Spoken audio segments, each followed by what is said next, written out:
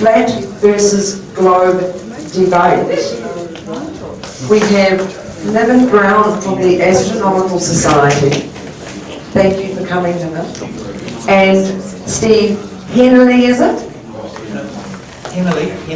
Hennerley. Welcome, Steve. Thank you for joining us today. And we have father and son, Steve and Rob, that are going to be globe defenders today. Now, I think Niven's doing a presentation for about 20 minutes, is it, Niven? I'll do my best. Henry as well is on the team. Henry as well is on the team. Welcome, Henry. I'll do a little presentation. So you're going to use some visuals and do a presentation, 20 minutes, 25 minutes or whatever, and then that's going to be all sort of back and forth discussed. After that. Yes, and then after, and so you're going to do it separately. So there's going to be two of you doing a presentation, back and forth about that, and then the other two are going to present. Are you using visuals as well? Okay, that's fine. So Mark can help you set up with that, and you'll be all underway. Thank you. Okay, we're going to be getting underway now with the flat versus globe debate. This is going to be interesting. We've got an hour and a quarter for this debate. So there's going to be a 20-minute presentation and then a debate about that, and then the other two are going to give their presentation, and then there's going to be a debate about that. And so that'll take us up to 2 o'clock. So welcome everybody, and we'll just get underway without any further ado. Thank you. I think this is on, but I have to hold it like this. Can you hear me, everybody? I tend to just booms. Is that all right? Yeah. I can turn it up a little. You can turn it up, and you turn it up. Hi, everybody. My name's Niven-Brown. I'm an engineer. It's got doctor in front of my name. It just means I spent too long at university. It took me a long time to get a doctorate in mechanical engineering. So I'm like Bill Nye. I'm the science guy who's not a scientist, but I don't pretend to be a scientist, I don't pretend to be an astronomer. I'm an engineer, that's my background, mechanical engineering. I run a business doing automation, we do a lot of work with vision systems, cameras and stuff, so I know a little bit about photography, not as much as this man, but anyway. But I'm also part of the Auckland Astronomical Society, and part of what I do and what I love is sharing my passion for astronomy with the public. We do this in a number of ways with the Astronomical Society. We have telescope viewings where the public can come along and look through a telescope. I go and do talks, and the talk I'm going to give now is sort of a variant on the talk I give to the general public. And that talk's called Our Place in the Stars. This talk, I think, is called Flat versus Globe. But it's a talk where I like to take people on a journey from here on the Earth and the experiences that you have here on the Earth every day, out to the edge of what we observe through telescopes, which is the whole universe, if you like. I don't think I'm going to get through all of that. I'm going to stick to the globe part of stuff. Maybe if we have time at the end, I don't know, we can maybe do some of the other slides. But I really want to concentrate on the experiences that you guys have every day, and every month, and every year, as you live. And I want to demonstrate to you how that works in the globe model. And I'm hoping that the flat team will equally demonstrate how it works in the flat model. Because in my head, I can't get the two to match, and that's kind of the debate here, right? So I've got some props, and we'll go through the talk, and if you've got any questions, put your hands up, we'll go fast. So this is startup. Has anyone been to planetarium here? Yeah? So this is the Auckland Observatory and Planetarium, otherwise known as Startup. It's not that far from here, just over the motorway really. And it's both a planetarium and an observatory, so we have a big public telescope, it's a half metre, yeah.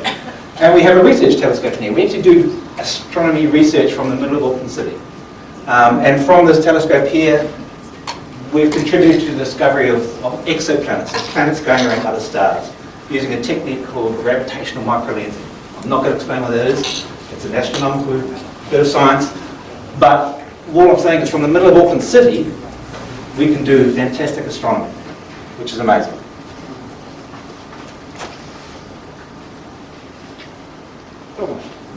Okay. I don't want to do this in the talk, but I want to do this today. I want to sort of explain the simple process of how science works.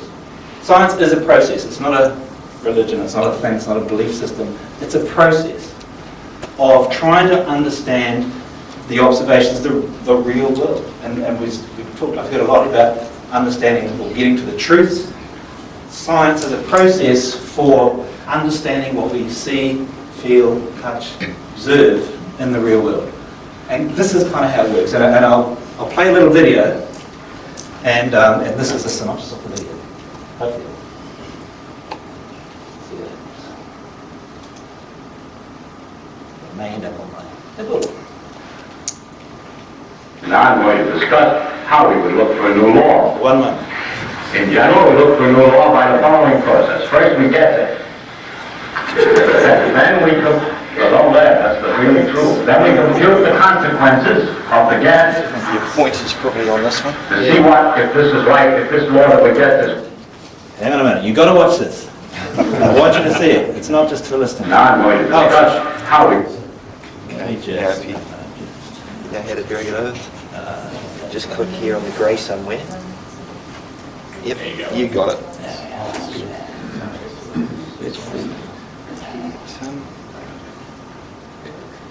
Now I'm going to discuss how we would look for a new law. In general, we look for a new law by the following process. First, we guess it.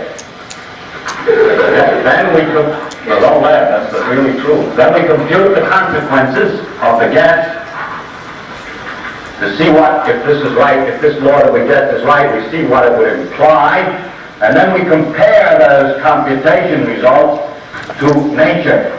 Or we say compare to experiment or experience. Compare it directly with observation to see if it works. If it disagrees with experiment, it's wrong. And that simple statement is the key to science. It doesn't make a difference how beautiful your guess is, it doesn't make a difference how smart you are who made the guess, or what his name is. If it disagrees with experiment, it's wrong. That's all there is to it.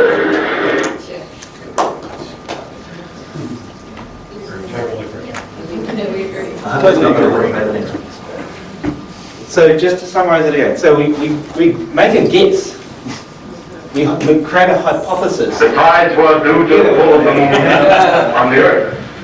This has sometimes been thought of before, with the difficulty that if it's the pull of the moon on the Earth being here, the water is being pulled up to the moon. Just click anywhere on it. Yeah. I'll get there. Technology. Don't worry. That's cool. So, we make a guess, we create a hypothesis, we have an idea, and we guess something. And then, this is the science bit really. We create a model. We compute the consequences. We have to convert that idea into something that will create answers. And then we compare it to the observations or the experiments. He said experiments or experiences. And I want you guys to compare the consequences of our guess to your experiences. And the key thing is Richard Feynman, who's do you know Richard Feynman? Not many. So he is sort of the modern father of quantum electrodynamics. So if you've heard of quantum mechanics, the real quantum mechanics, he kind of did the maths. And quantum mechanics creates incredibly precise predictions about the world. And he was the father of the mathematics. So, that's the process. Now here's our guess. The Earth is a sphere spinning on an axis, inclined to the ecliptic, we'll come back to that word, with one natural satellite, the Moon, orbiting around it, in orbit around the Sun, along with other planets, asteroids, comets, and meteors. So this is the heliocentric model of the solar system. Ecliptic? Yes, no? So the ecliptic is the plane between the Earth and the Sun. So if you imagine a flat plane, I know you guys are good at this. It's a flat plane, the Sun's in the middle, and the Earth goes around it. This is the ecliptic, the plane of the Earth's motion around the Sun.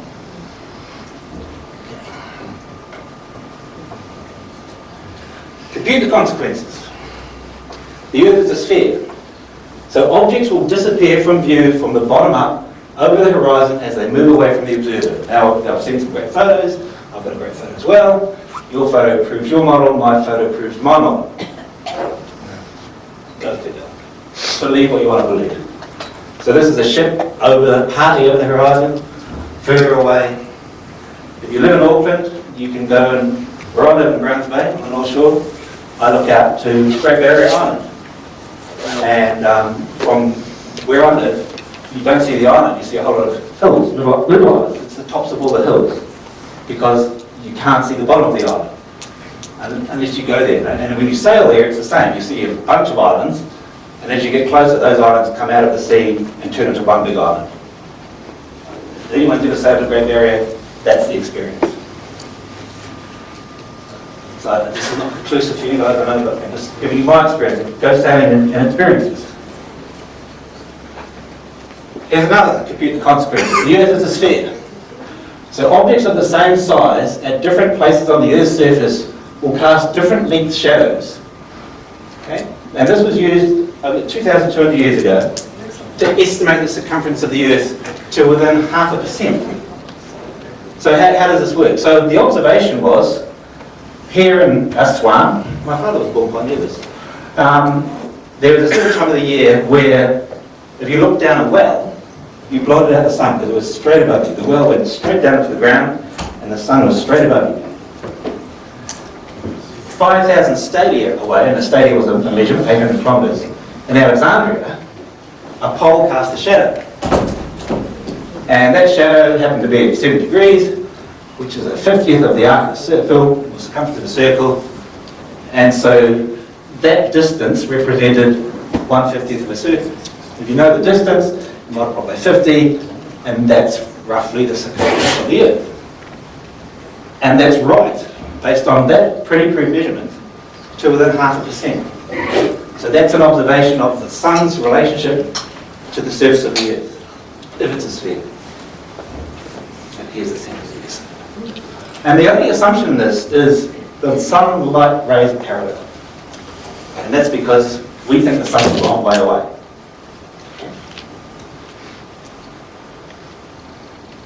Compute the consequences. The Earth is spinning on an axis. But which way does it spin? Here's my model. It's only a model. It is only a model. This isn't the Earth, it's a globe. So this is my model. Which way does it spin? As viewed from above, the North Pole, is it clockwise or anti-clockwise? So I'm going to just turn the sun on. This is my sun. Now, you guys over there can see some daytime and some nighttime. You guys in the front can just see the daytime, yeah? This is fully illuminated. Can you see some darkness over here? Yep. And lightness over here? Yep. So this is nighttime at the back, away from the sun. This is daytime, facing the sun. So which way are we spinning?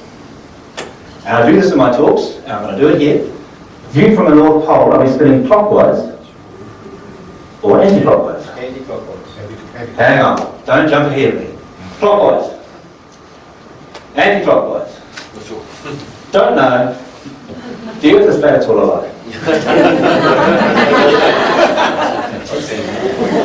So how can we work this out? So let's go to New Zealand. Here's New Zealand, you probably can't see it. There's New Zealand, Australia, Pacific Ocean, South America.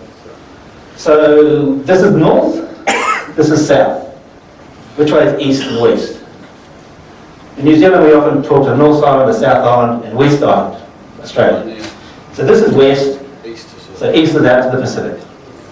So if you want to see the sun come up in the morning, which beach do you go to see it come up over the horizon? East coast or west? The east coast. Okay, so we're looking to the east in the morning. Yeah? So remember, this is daytime and this is nighttime. If the Earth is spinning on its axis, we're coming from nighttime to see the sun rise up in the daytime and looking that way, east. So here, we're in the darkness, we're in nighttime, we're turning anti-clockwise, looking down from above, and the sun comes up as it comes over the horizon. And we keep spinning, and the sun gets up directly overhead. It's midday. And we keep spinning, and we go out to the west coast beach, and we look to Australia. We look over the Tasman Sea to the west to see the sun going down. And then we keep spinning, we get right behind, that's midnight, we keep spinning, and the sun comes up again the next day. Okay? So in my model, that's how day and night works. And that's what a day is. We do one rotation, and the sun's always there, and it comes up every day. And in our model, we can predict when that's going to come up every day. And you can go on the web and see a sunrise, sunset chart. And it'll tell you the length of the day where you are, and what time it's going to go up and come down. Just like the man's at, mind you, but cool. Any questions? Just one? Yes. That model works, Yes.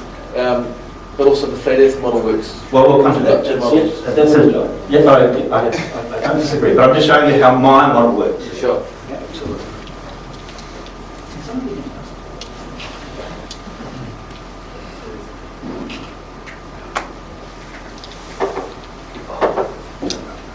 Okay, now guess, the Earth is inclined to the ecliptic. This gives us seasons as we orbit about the Sun each year. What is this funny angle? My globe, you see the lovely globe out in the foyer there, sitting on this angle. So this is the inclination of the Earth's rotation axis to the ecliptic, that plane between the Sun and us. So if we were not inclined, the equator would be in that ecliptic, but the axis is tilted over. And so we're at this angle, which all these globes show, yeah? And as we go around the Sun, that stays the same relative to the rest of the universe. Go back to my sunshine. Well, let me just talk about this here first. So where are we? So let's start at the top here. This is the March equinox, when this is side on to the Sun. The Sun's coming this way.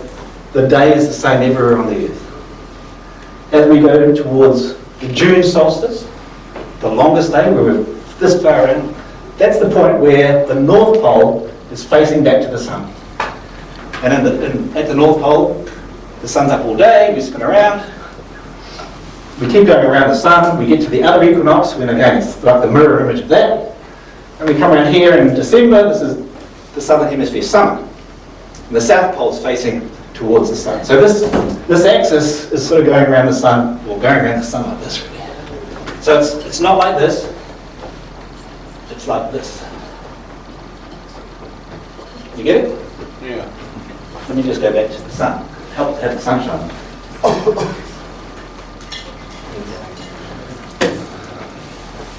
So that's one of the equinoxes there.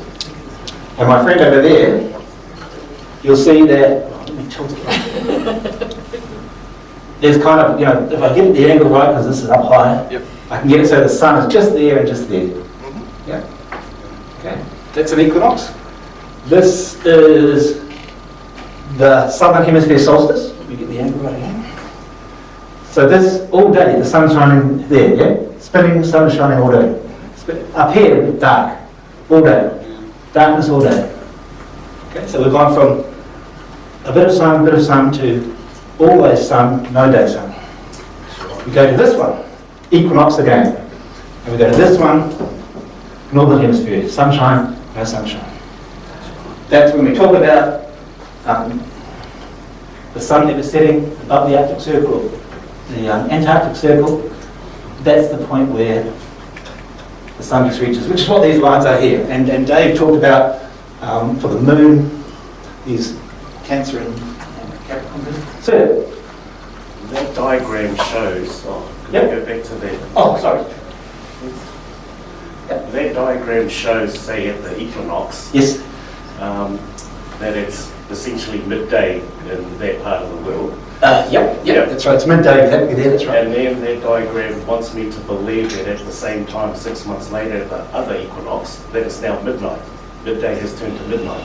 Well, that's absolutely right if you're looking from outside of the sun. So it's hard to draw what's happening in a flat plane on the screen. So But my midday never turns to midnight. point is there's still a 24-hour rotation. So even though you're still doing 24-hour rotation of the Earth every day, Yes. it's at a different location in the universe in relation Correct. to where the sun is. That's correct. So that 12 o'clock midday on one side That's right. ends up being 12 o'clock at the same rotation. That's exactly right. So over the course of a year, the Earth effectively does one more rotation, because every day, like there's 360 degrees in a circle. Every day we basically move a degree, every day, around the sun. So every day, the midday is, how long is the day? That's only 24 hours. How long is it? 24 hours. 56 minutes. Say again?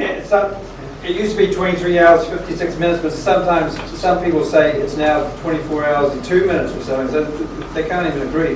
No, okay, well, let me explain this. So if I'm the Earth, let me go back to my sunshine. Here's a good question.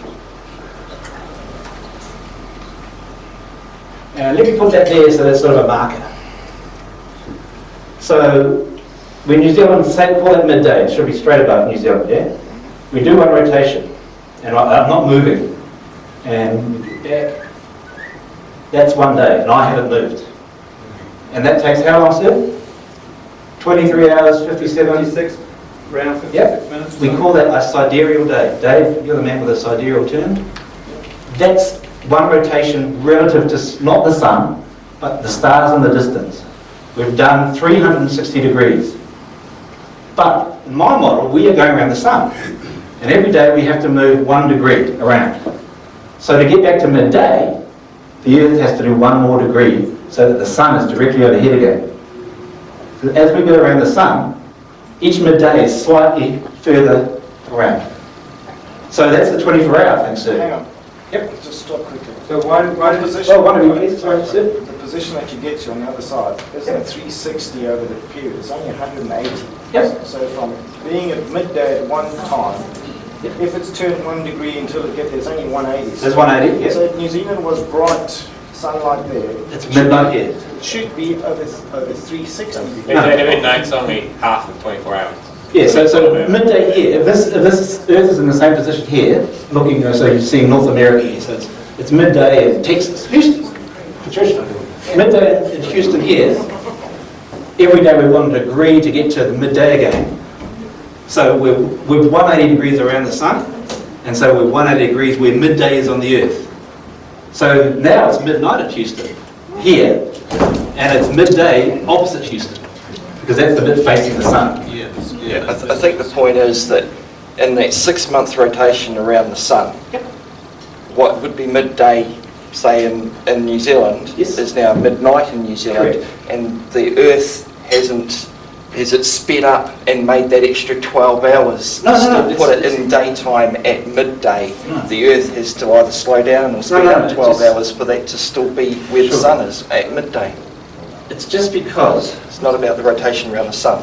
It's the rotation So- of the so Earth 24 hours to in a day. compensate for that 12-hour difference where it's dark and then daytime. You're absolutely right. But the way you've got to think about it is 24 hours in a day is 24 is the time it takes for the Earth to rotate plus a bit to go around the sun.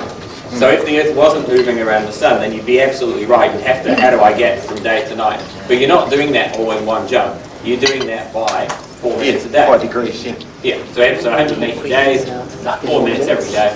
So in astronomy, we talk about sidereal time. We use that all the time because that's the time that it takes for our stars to move distance. That's the time, a full sidereal day is the time it takes for a star to get back into the same place in the sky. I do have a slide for this, so let's just punch on. What's going on? Okay. I don't think I've explained it fully, clearly.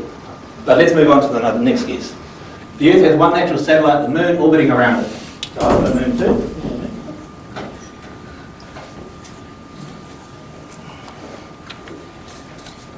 Scale Moon. We think the Moon is this size here, relative to the Earth, about a quarter of the diameter. So you get 4 moons across. And the game I play when I do this talk is, where is the Moon in relation to the Earth on the scale? So do we want to play this game? So I need a volunteer. Duncan, you're a knowledgeable You're man. meaning how far away the moon is from the Earth? Yeah, so Duncan's going to walk across the front of the room here. I'll stand over here. Come to me, Duncan. You'll start at a metre, or a yard a bit. Yeah, you got a metre? Yeah. That's about a metre, mile long. And Duncan's going to take metre steps away from us. And I want you to put your hand up when you think the distance is right. So anyone think it's this close? No. Edge of the screen. Edge of the screen. Keep going, 2 metres. Keep going. Put your hand up when you think it's there, 3 metres. Who knows the answer? 4 metres. 20 minutes. 5 metres, so keep going. Put your hand up when you think it's there. And once you put your hand up, keep your hand up so we can see. Everyone should have their hand up by the time it gets to the other side of the ring. What are we at now, Duncan? 6? Take another big step, call it 7. 8 meters. Let's go up 7. Keep going. Keep going. Call that 8. Up there, keep going. Call it 9. Keep going, call it 10. Go that way. Keep going. Go that way. 11. So, So there's not many people. Who's put their hand up and taken it down? Put your hand up. You must go further. Have to go further? Go further that way. Excuse me. Okay, just I'll stop them there because I don't have much time. I can't take any questions. I've told them to take questions. My answer is 9 metres. So come back a bit. 9 metres is about 30 Earth diameters. So you get 30 Earths between the Earth and the Moon. And that distance changes by about 5%. That's what David's measuring because it's orbiting around us in an ellipse. So it comes closer, perigee, apogee, on its orbit around the Earth. So how long does it take for the Moon to orbit around the Earth? 27.4 Of hours. course. Is that the sidereal or the synod? That's sidereal. Sidereal. Synodal is 29.5. He knows the stuff. What's the difference? So sidereal. Well, first of all, to get around us in a month, it has to travel through quite a lot of space, huh? It's a long way. It's pretty big. So 380,000 kilometres. So it has to move through space 3,700 roughly kilometres per hour, which is 2,800. It's quite fast, huh? Faster than a speeding bullet. To do that in a day, in a month. Okay? Come back to me, my friend. These are the phases of the as the moon goes around in that monthly orbit. This is the changing shape that you see in the sky. I mean, you got this. This is real. You look up and the moon goes through phases. Yeah. So the question is, we've worked out, or we've demonstrated what we think the way the direction of the Earth is. Bring my moon. So the question now is, which way around does it spin? Is it clockwise as viewed from above, or anti-clockwise as viewed from above? So we're going to do this. Okay? Who thinks it's clockwise as viewed from above? Who thinks it's anti-clockwise? Who thinks the Earth is flat? So how can we show this? Again, I'll have to go back to my sunshine. Okay. The Earth, the Moon, the Sun. So what phase of the Moon is this? full. Say, new Moon. Thank you, sir. You're looking at the daytime on the Moon. I'm looking at the nighttime of the Moon. This is the daytime of the Earth. This is the nighttime of the Earth. So when you can't see the Moon, that's a new Moon. When it's directly in line with the Sun and the Earth, and between the Sun and the Earth, that's a new Moon. So when do we see a little sliver of a new Moon? In the evening or the morning? Dave, you know the answer. Well, you usually see it at the sunset or sunrise, depending if it's In the evening. For a new moon? For a new moon, obviously it's at sunset. It's always at sunset, isn't it, Dave? Doesn't matter where on the Earth it is. The new moon is always at sunset. And now which side was sunset? This is sunrise, this is sunset. Yeah? And we see the new moon in the east or the west? Dave. Well, it sets in the west. The moon, the little crescent moon of a new moon, is it in the east or the west? It's in the west. It's in the west, next to the setting sun. Just Yes. at the sunset. And in the same place as the sun is setting, you see a little crescent moon. So I'm over here and looking to the west. And I can see a bit of the moon now. So I have to get the moon so I can see a little bit of it. At sunset. A week later, it's moved a quarter of the way around. It's the first quarter phase. And at sunset, the moon is directly overhead, Dave. Is that right? And a week later, because it takes about 4 weeks, the moon has gone behind. And my mic has gone off. I'm looking the wrong way. Okay, so now you're looking at the daytime of the moon. And when does the moon come up when it's full? Where? After sunset. And where? East or west? It comes at the east. East. Like the rising sun in the morning. Okay, so if I'm looking at the full moon at sunset, coming up over the east, and I'm here, remember I'm looking at the west to see the sun go down, and I'm looking at the east to see the moon come up. Full. Okay. A week later, you have to get up in the morning to see the sun, yeah? And you might see it in the morning sky, and that's the third phase. So the moon must be going around the earth this way, in this model. Okay? Because if it went the other way, it would be all wrong, yeah? Makes sense? Yeah.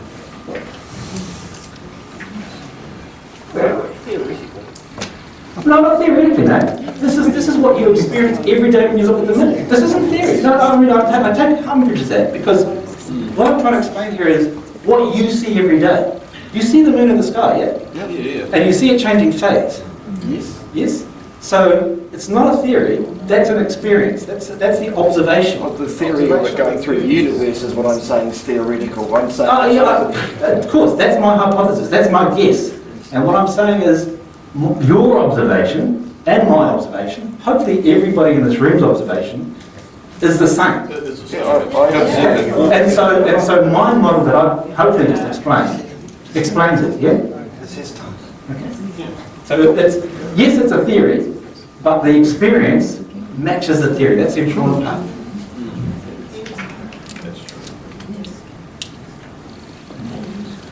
I'll skip over this. This is the difference between the sidereal day and the synodic day. This is the 1 degree that we move each day. Okay? And in this case, this isn't the 1 degree. This is a month for the moon.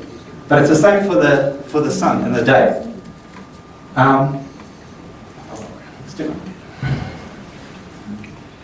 Okay. The Earth is in orbit around the sun, along with other planets, asteroids, comets, and meteors. Now, this is where I'm going to fall over with people, because this was on yesterday. This is the line, yeah? But what I'm showing here is the relative scale of stuff, but not the distances. So this is the diameter of the sun, 1.4 million kilometers, we think. Mercury, Venus, Earth, Mars, Jupiter, biggest planet in the solar system, 140,000 kilometers in diameter. Saturn, Uranus, Neptune, some other stuff.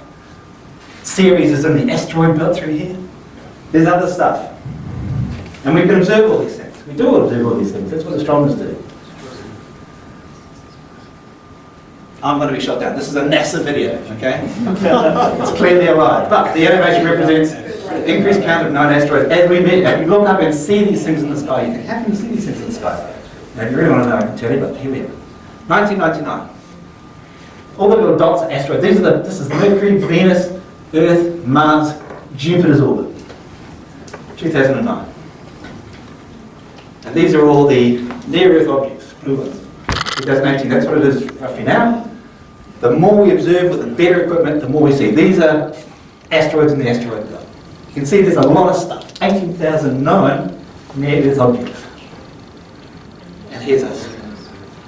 You're worried about the world, worry about getting hit by an asteroid. And there's a script.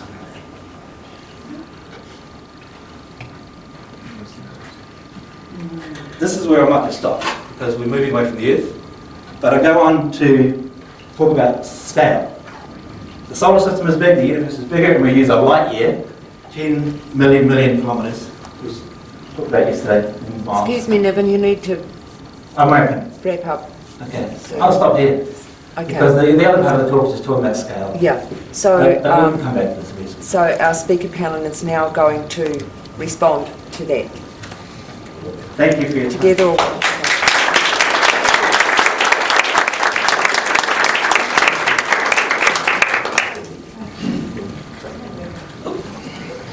First off, thanks guys for coming. Really appreciate it.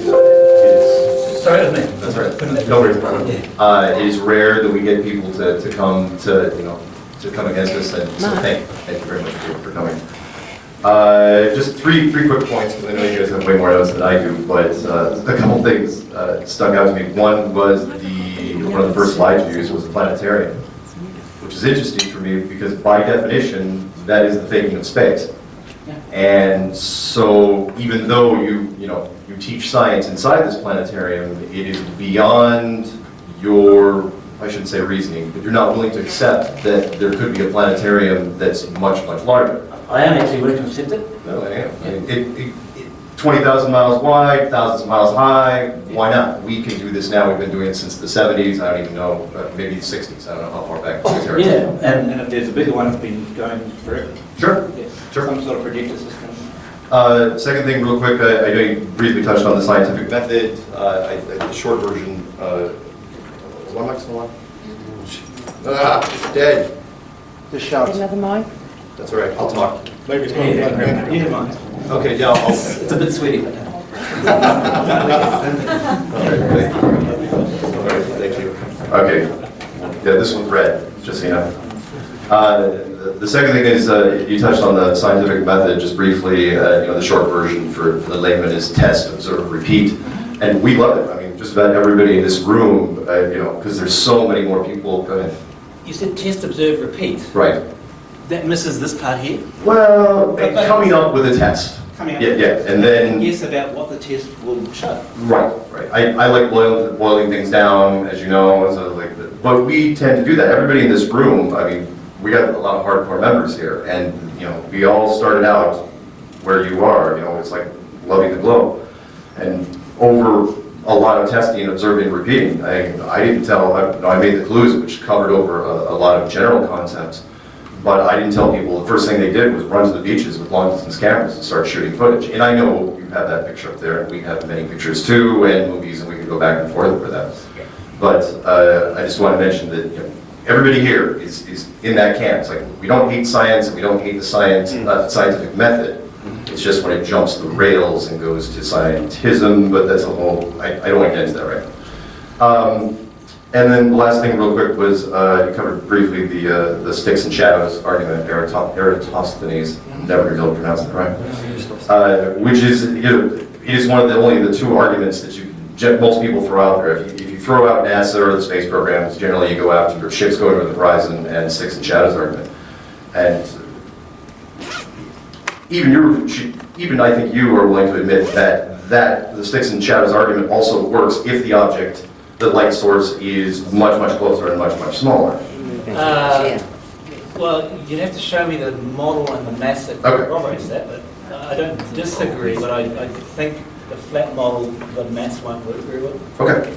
Yeah, because, and it's a really good point, and can you still hear me? Because Sure. Can I just jump in there? Because I think in your model, the sun is rotating above the Earth. Above the Earth. Right. Yeah. So, but it doesn't illuminate the whole Earth's surface. Is that right? So here's your model, sitting in the sunshine of the sun. Well, yeah, but... I'm asking. Yeah. But in my model, this representation works.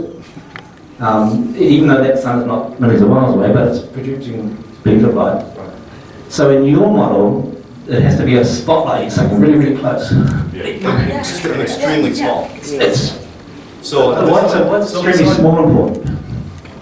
Oh, okay. So the sun in this case wouldn't be whatever. What did you say? 400,000 miles wide or whatever it is. 1.4 million kilometers, a million miles across. Okay, perfect. Yeah. We think. Even you said we think. You can measure that. All right. You said you think. No, well, I said I think. Well, I'm trying not to be scientist. Yeah. But so what I don't get with your model, if the sun is always above the plane, why does it go below the horizon? Due to perspective. Would it be closer? Perspective. So when the sun is going down, you take photos of the sun, don't you? Yes. And you measure the size of it? Yes. It doesn't go down. Angular size from a rising sun. But does it disappear? Disappear, yes, because it goes along, goes past the observers. So the size when it's above is, call it 100, whatever it is. And it's 100, 100, 100, 100, 99, 98, 98. No, 7 minus 0. Is that how it works? We You made the photo. We don't know the distance of the sun. No. What we do know is it's a lot closer than You know. by Main Street. Yes, okay. But in your model, the sun never goes below the horizon. Yeah? It does. It goes beyond your vanishing point. Your visual range, but picture this, let me picture this, because you're asking me, picture this. You have a street, you have a street, you have a, no, I can talk loud enough. No, you can't. No, I'm dead. Picture a lamp on a street, down the street, that's the size of the light. Have a look at its area of influence beneath it. Now, move further away from it, you'll get to a point where you can no longer see that light. It's out of your visual perspective. It's gone beyond the range that you can see. But you might be able to zoom in on it with a camera, like you can with the horizon thing. The camera, we proved with cameras now that due to what's in the atmosphere, you can only see so far. Right. But go and have a look at that same visual with infrared filtering. Now we can see out to hundreds of miles, which are impossible on a so-called ball with a curvature as we've given. It's impossible. So that explains a small localized light moving above you, in its circuit above you, and it passes your power of seeing that distance. I get your argument. That's the... And my counter to that argument is the size of the sky doesn't really change. Yeah? You take the photos, you do the measurement. You can all you've all seen the sun going down and coming out. The size of the ball in the sky looks pretty much the same. I mean, you can't look at the sun, but if you do, it's pretty much the same size. Yeah? Yeah, but it actually measures smaller. But when I measured the rising sun, yeah. But the analogy of the street light, as you move further away, if you took a photo of the street light, it would be getting smaller and smaller and smaller and smaller and smaller, wouldn't it? yes, it would. It would. But the sun doesn't do that. It doesn't transition from big. It does. Hang on. It doesn't transition from big to small to small to small to disappearing, still above the horizon. I have seen it over the desert where it actually shrinks like that. You know, when you've got the dry conditions, you'll actually see it shrinking some. But what about every day not in the desert? When you see the sun going down and it's a beautiful tropical island and you see the sun going down. Then you get lensing effect from the Lensing at a lower altitude. Okay, so now there's a different reason why you see. Exactly what you see. You would see that same lensing on your model. We do, and you see it when you look at it with your eyes. Now our setup is the same. As soon as you get into an environment where your moisture content is higher in, like around a coastal area, and you look at a sunset in a coastal area, it looks bigger through lensing. And you can duplicate you can duplicate that on the table. And the same scenario if you get into a desert environment where the air is drier. You can see sun lapsing over that'll change in pixel size over the course of its travel over you. You'll see it for longer because of the atmosphere. There's less atmospheric distortion as you would have in coastal areas. And you would see it literally getting smaller with a naked eye. You wouldn't even need an apparatus to show you that. So you talk about a visual phenomenon, there it is. What you see in your scenario, we see the same thing due to perspective and the immediate environment that you're in. Exactly the same. Gentlemen, I just want to say something real quick. Also, thank you, huge thanks for coming out. I mean, this is what we want to do. From day one, we're all about, let's have a dialogue, let's have a debate, let's all learn. It's not about, this is one way you can tell that we're not afraid of people coming in. I mean, some people early on when I put on the conference in America were kind of blown away at the level of, even the Q&A. When you did the Q&A, it's like, wow, they'll just let anyone ask questions. These guys are really open. So, huge thanks for coming out. One thing I think is really important in this entire discussion, we have so many different areas we can go, but what I find fascinating over and over is that other than 2 points you brought up, which we can address thoroughly, nothing is relevant to the Earth in the sense that can you scientifically prove the Earth from Earth? So many times we're hearing, look up here, look up here. The minute we talk about Earth, everyone's bringing in, astronomy and all these sort of these things. My question really comes down to, can we use the scientific method to prove the curvature rates at 8 inches per mile squared, we've been taught, or that it's even moving? Because a lot of us, when it came to this topic, understanding that the Earth doesn't move. It's everything, the constellations that are moving and not us. Really, when it comes to flat Earth, this is a flat Earth conference, this is a flat Earth debate. let's keep it right to the Earth. Yeah. Because we can have different theories and we can argue all night day about the moon and about the sun. And if you want to touch on those areas, I think it's important. But I think that a lot of us are at a point right now where we've heard the sticks in the ground. Neil deGrasse Tyson said, hypothetically, if the sun is smaller and closer, the same shadows would appear, Yes. you know, with the Aristophanes experiment. Yes, of course. He says you need more sticks to do it. I'm asking, well then, why don't you do that experiment? The fact is that a lot of people are having a hard time and they're bringing up stuff. This is, I've been involved with this for 4 years. These are the same things that are brought up. And what's fascinating about this topic is that other than a few things, everyone has to start going into the sun, the moon, the constellations, space. Can we scientifically prove, using the scientific method, the curvature or the movement of the Earth? That's what Yeah, I've got a point to make on that one, and I agree. I think it's a really useful visualization to say. I mean, I'm an astronomer too. I am an astronomer. From my perspective, I see things in the sky that convince me that the Earth is round. But I accept that. If we ignore that, we should be able to find evidence on the ground. Now, for me, now I'm an amateur astronomer. My day job is in IT. I work with computers, I work with networks.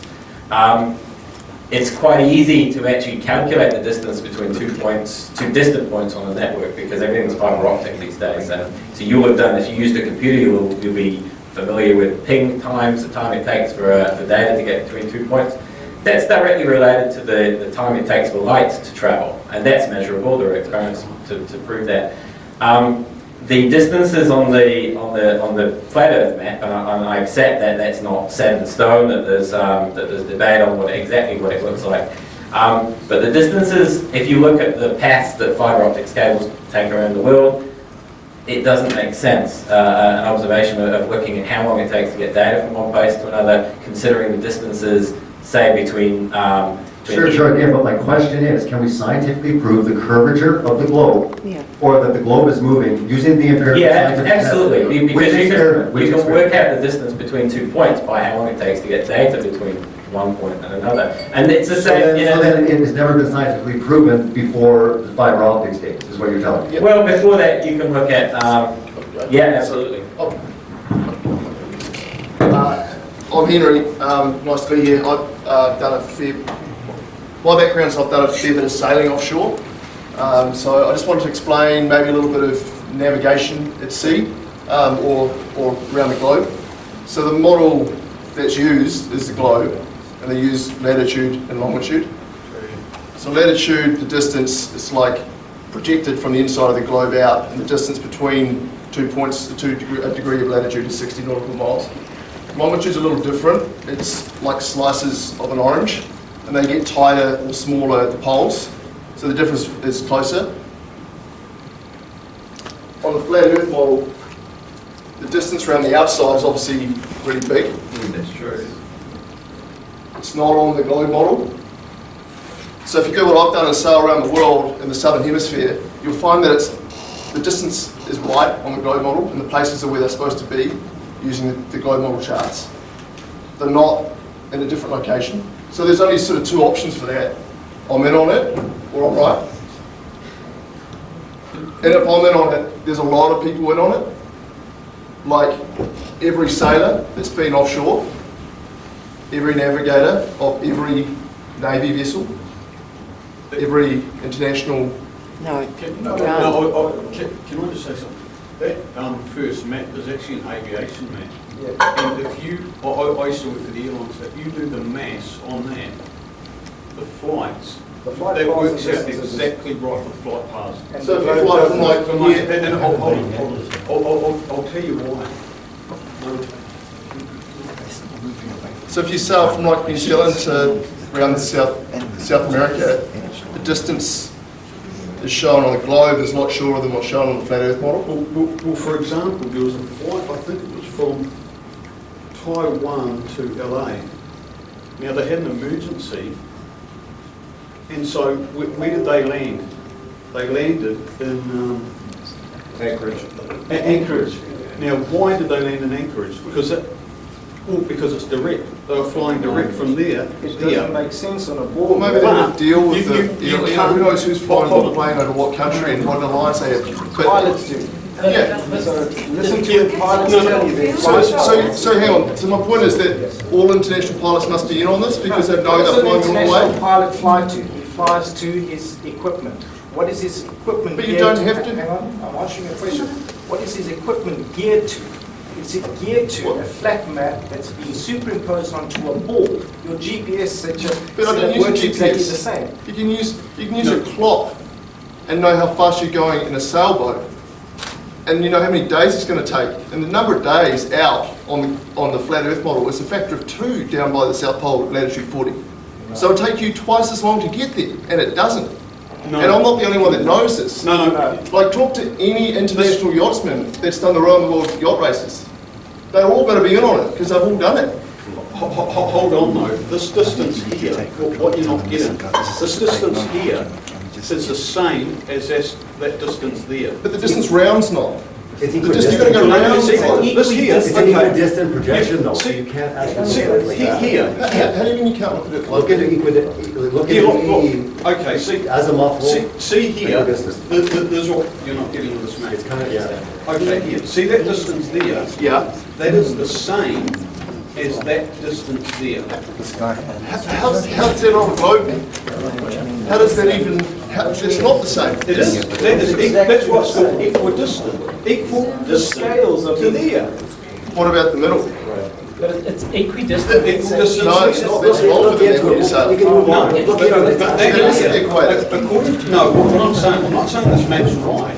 I'm saying though, when you look Well, at I'm this saying, map, see, this is equal distance, Yeah. that's equal distance. It's called an azimuthal equidistant, yeah? And so it's a map, a projection from above a point, and the equidistance is in latitude. Yeah, The latitudes are equally spaced. that's right, exactly. The longitudes, the distances around, are not to scale compared to the globe. Steve, t-shirt. Steve, t-shirt. Steve, this is Steve. He's got a great t-shirt. Okay, yeah. So this is Steve's azimuthal equidistance map based on this room here.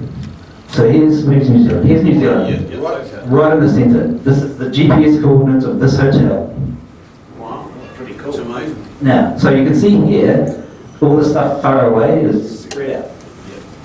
And those distances of longitude around are longer out here than they are in here.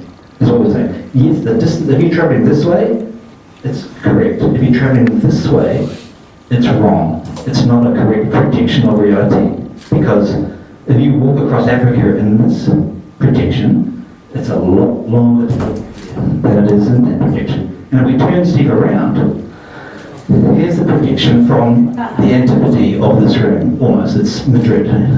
So here's Spain, right in the middle here.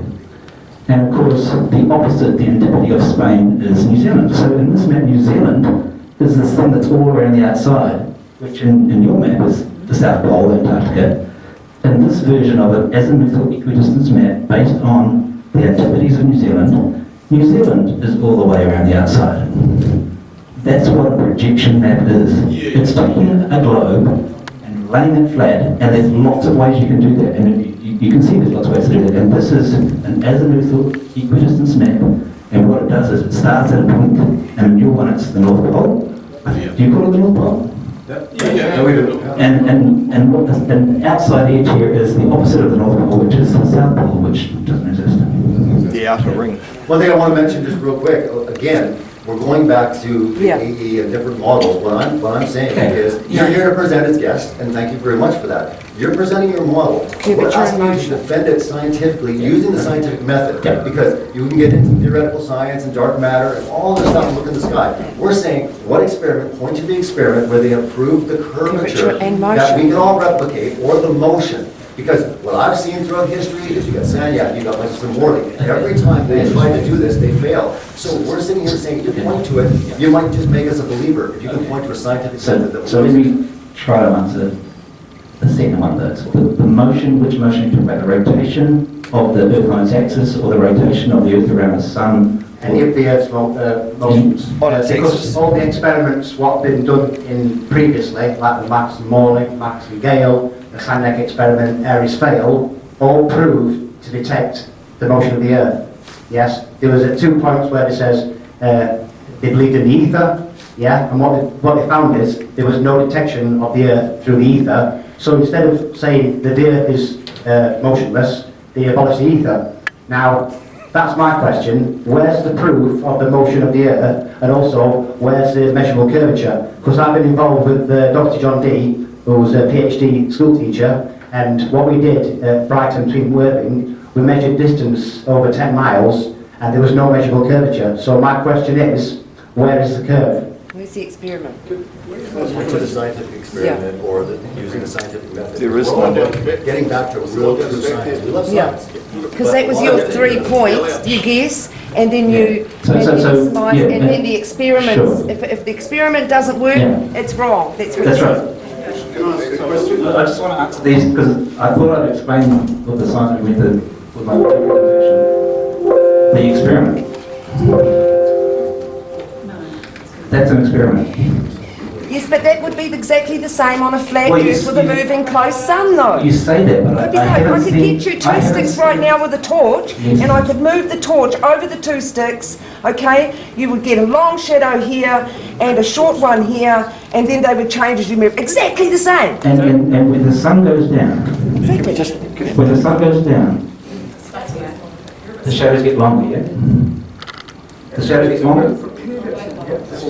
So the angle to the sun gets lower and lower and lower.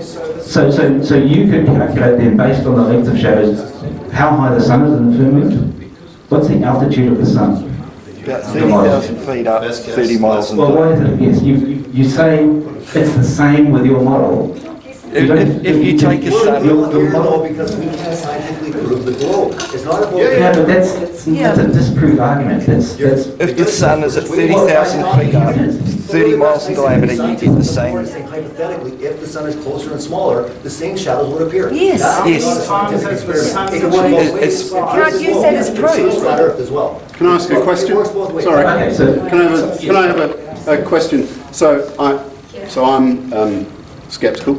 And actually my background, so I'm not really into astrophysics or astronomy or sailing or navigating by the stars. My background is mining engineering. So you asked for something under our feet. So my background is mining engineering and tunnelling, and I've built and mined tunnels and for a whole bunch of things, including the Waterview Tunnel here in Auckland, over some quite long distances. And I started my career in engineering surveying underground. And I take for granted that the Earth it's not actually spherical, it's an oblate spheroid, it's slightly squat. But I take for granted that because I was taught that when I was learning surveying. And in actual fact, I learned a lesson really early on in my career as a mining engineer about making errors in surveying, which is if you don't make adjustments over long distances for the curvature of the Earth, then the tunnel that you're building will not, and I've experienced this firsthand, will not come out where you think it is. So you build 2 shafts at known locations, known coordinates, and known depths in the ground, and then you mine between them. And if you don't make adjustment for the fact that the Earth is curved by X millimeters per meter, your straight line measurement will be wrong.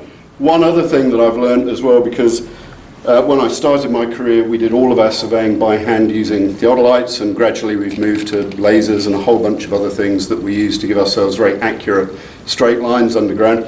The other thing I've learned through my career, and again, this is through bitter experiences, you often don't come out where you think because things aren't dead straight. So, using some, in my case, accepted knowledge, and haven't gone out and tried to prove it for myself or otherwise, but using some accepted knowledge has meant that my surveying experience underground has been accurate.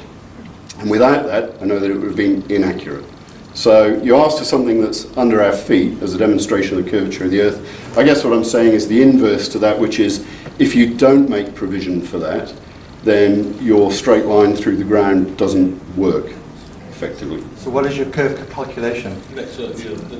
So if you're building a curve, what is the curvature? So what is the formulation? So it's really just a kind of bit of trigonometry. Whatever. So well, it's just using trigonometry and saying that for every linear metre that we go along, we've gone through X amount of curvature, whatever it is, one... The curvature, if you're going on a straight line, the curvature's above you. Can we just have one discussion then? So that is true, the curvature's above you, but if you don't... why would it be taken into calculation if you're going to get from A to B and you've drilled your two shafts, you would have a straight line between it. The curvature would be immaterial to your calculation. But you need to travel on that same curve You're not travelling in a curve. travel to the point that you need to get to, because otherwise you won't get there. Can I just ask a quick question then? So why would you use a laser leveler, on a curved surface when a laser fires a straight beam? Well, you can use that, but after a certain distance, that's no longer any good to you. So a laser fires a straight beam, but I can assure you, because I've seen it with my eyes, that in a tunnel that beam will curve. So going back to the laser experiment what I was involved in, and we could see both laser light sources from 10 miles away, then the likelihood of seeing that on a ball, 24,901 miles in circumference, is 1%. So I'm sorry I missed your presentation about the laser. Someone was talking about it earlier and it's... Yeah, well, we was at a point between Brighton and Worthing, and we was 1 metre off sea level at both locations, and according to the Earth curve calculator, based on a ball 24,901 miles in circumference, there should have been 28 feet of missing curvature between the 2 points, but clearly we could see both lasers, and we actually went down to 6 inches with the lasers and took the camera down to just less than half a metre. So my question is, where is the curve? So I suppose all I'm saying is that lasers are not a reliable dead straight line either, because... They look dead straight to me, or 10 miles. Well, I can tell you that if you're surveying for mining or underground engineering, you need a level of accuracy that's going to get you to where you need to be. And I'm going to go back to my question, not to discredit you, it's fascinating. It's the first time I'm actually hearing in the earth calculation. So I'm not pushing one barrel or another, but I'm just saying it's another. Even the scientists that have done this, using the scientific method to get the same results over and over. You're telling us that you've done that, that's wonderful. Maybe you're telling the truth, maybe you're not. We're asking for the scientific experimentation to prove the curvature of the Earth. Yes. Keep going back to 8 inches per mile squared. We can talk about a lot of different things. We're here with some people that know science very well, and we're saying just point to it. A lot of us are here. We would love to actually believe this based on the fact of using the scientific method, the experimentation that's used, and we're not finding that a lot of the time. So I'm just saying that's interesting. We'll look into that. Hopefully it's something else that gives you another perspective that's under your feet rather than above you. What calculations did you use? What's the calculations? The curvature equation that you used underground to compensate. It's just a 1 metre ratio. Yeah, but what are they? Can we just have Okay, for the mining engineer, if I could just ask you a question. Yeah. Taking what you said, right, that you didn't account for the curvature and you would have an error. If you dug what you thought was a dead, straight, flat tunnel, and then you've got a lot of water, where would the water go? I would say it would go to the middle, because that would be, in effect, the lowest point. Water would find us level. Yeah. If you take a straight line through the ground, because you did not account for the curvature, it is effectively like this. So you're telling us that the water would find its level? The natural physics of water is to find its level? In the middle of the tunnel, yeah. And it would flood from the middle. So my question is, if the natural physics of water is to find its level, when you have a cup of tea, the water's level, you run the bath, the water's level, you go to the lake, the water's level, but we go to the oceans, and guess what? It's curved. Yeah? So we are talking matters of scale here. Well, no, so your perception of the natural physics of water is to find its level. Yeah. Let's just keep it as simple as that. Okay, fill up. Can I address that? Because it's a really... Well, I can possibly comment on it. If you'll let me, give me a moment, right? Yeah, it will find its level. Think of it. Take a bath, fill it up with water. Get a funnel, tip it upside down, put it in the water, then put the finger over it, lift it up. So now you lift it up. A cone of water inside the funnel. In a container, yeah? This is above. So it's not going to just apply the water without a... That's not the natural physics of water, that's the force. Hang on, I haven't finished. Apply force to the water then. You lift it up. Now take your finger off the end of the funnel and lift the funnel away. You've got a cone of water, it's not going to stay there. All right, you've got more pressure at the base of that cone than you have at the top of that cone. It's going to collapse. Yes, it will find its level. It will collapse. You apply force to it. It is a pressure differential between the different points of that water. You cannot have a static wave just sitting there. It will go. Yes, correct. That's the reason why. I think this is a... And this goes to the whole I just want to, the tunnel thing's really interesting, and I want to sort of expand that argument to the globe size thing. Okay, so water finds its level, is what you're saying. And we agree, water finds its level, and its level is, it's trying to get, it's getting pulled down by the centre of mass of the Earth, which is that centre of Earth. So all the forces on the surface... What's pulling that? Gravity is pulling it. And if you want to ask me what gravity is, well, I won't have an answer, but we know that gravity is a theory. Well, the answer is mass is attracting mass. That's the well, it's never been proven, has it? It's been measured. It's been measured. Well, you look at the Cavendish experiments, yeah? Cavendish experiments done at the universities. Yeah. And you get the same result with electrostatic, yeah? Can I just come back to the tunnel thing, because I think it's really interesting. So, in my model of the globe, gravity is pulling everything towards the centre of the Earth. That's why spirit level works.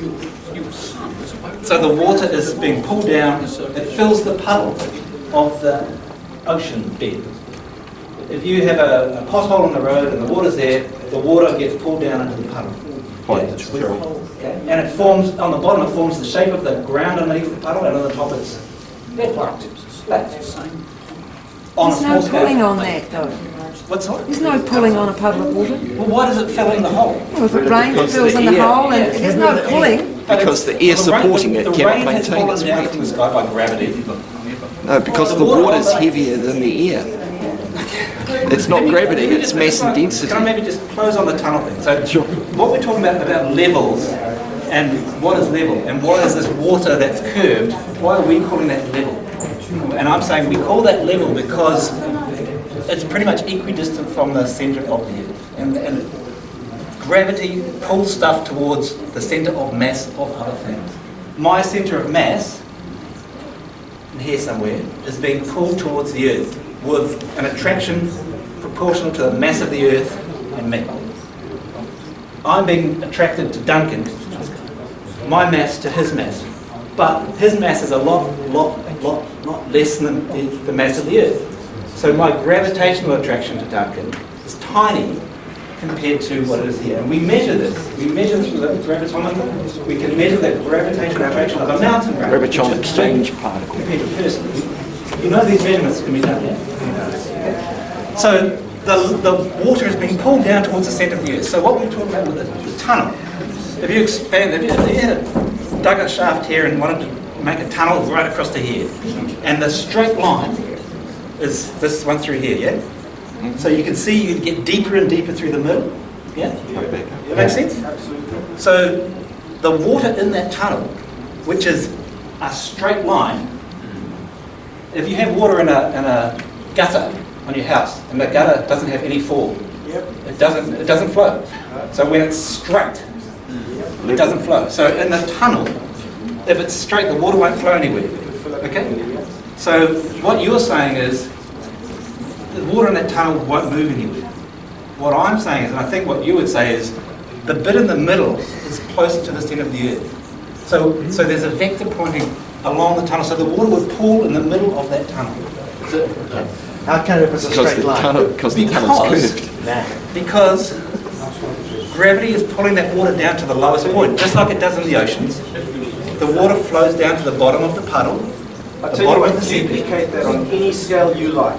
And I'm going to tell you, it's not going to do that. It's going to level out on any scale you want to choose. It will level out in the bottom of that tunnel. It's not going to go to the middle. It will be even across the board. So the corollary of that is, if it's a curve, which is what he's trying to drill a tunnel, say 100 metres below the Earth's surface. Let me stop you again. It's considered there's a pyramid above you. You drill a straight datum line. Yeah. The nature of water on that datum line will be perfectly level from beginning to end, immaterial of its distance. unless that pyramid is as big as the Earth and it's curved. Immaterial of its size. I'm arguing against Okay, but that's perfect, because I'm saying, pick the smallest scale you choose and duplicate what you're claiming, you ain't going to get it that way. It will be flat and level, on any scale you choose. I don't think that's ever going to happen, because no one's going to go out and intentionally dig a tunnel like that, because our engineer has just told us that that is a huge mistake. Listen, the datum line for the Suez Canal, it's not curved water. The datum line that ships travel over the Suez Canal, it's a flat line, not a curved line. The water is measurable, but it doesn't curve. It's a flat line. It's just the same level on a curve. Listen. There is an experiment you can do, which would explain something about curvature, and it relies on water finds its own level. Because I agree, water does find its own level. On what scale? Any scale? Well, this is an experiment you can do that's probably water will find its level on a meter or 2 meters, which will demonstrate the curvature of the Earth. So this goes to, forgive me, I wasn't here yesterday, so I haven't heard all the arguments. I know that one of the other flat Earth questions is about the horizon, because if we are on a ball, then as you go up in altitude, the horizon will fall down lower because you'll be looking down on it. And in the flat Earth model, it should stay the same. Now we hear horizon rises to high level, and I've heard that, but I realise that most people in the flat Earth community realise that it is slightly below eye level because we're above it, and that's okay. But what you should be able to prove is that if you're very high, that the horizon is much lower than you. Now you can do this yourself if you're going to somewhere where there's high ground, a mountain range where you've got a good horizon, and that preferably an ocean or something like that. You can get a tube of plastic tube, a clear plastic tube. You can put water in it, and you can attach it to a long beam. And from that, you will be able to see water will find its own level. So I tip it that way, the water will go up on one side and down on the other. Is that agreed? Water finds its own level.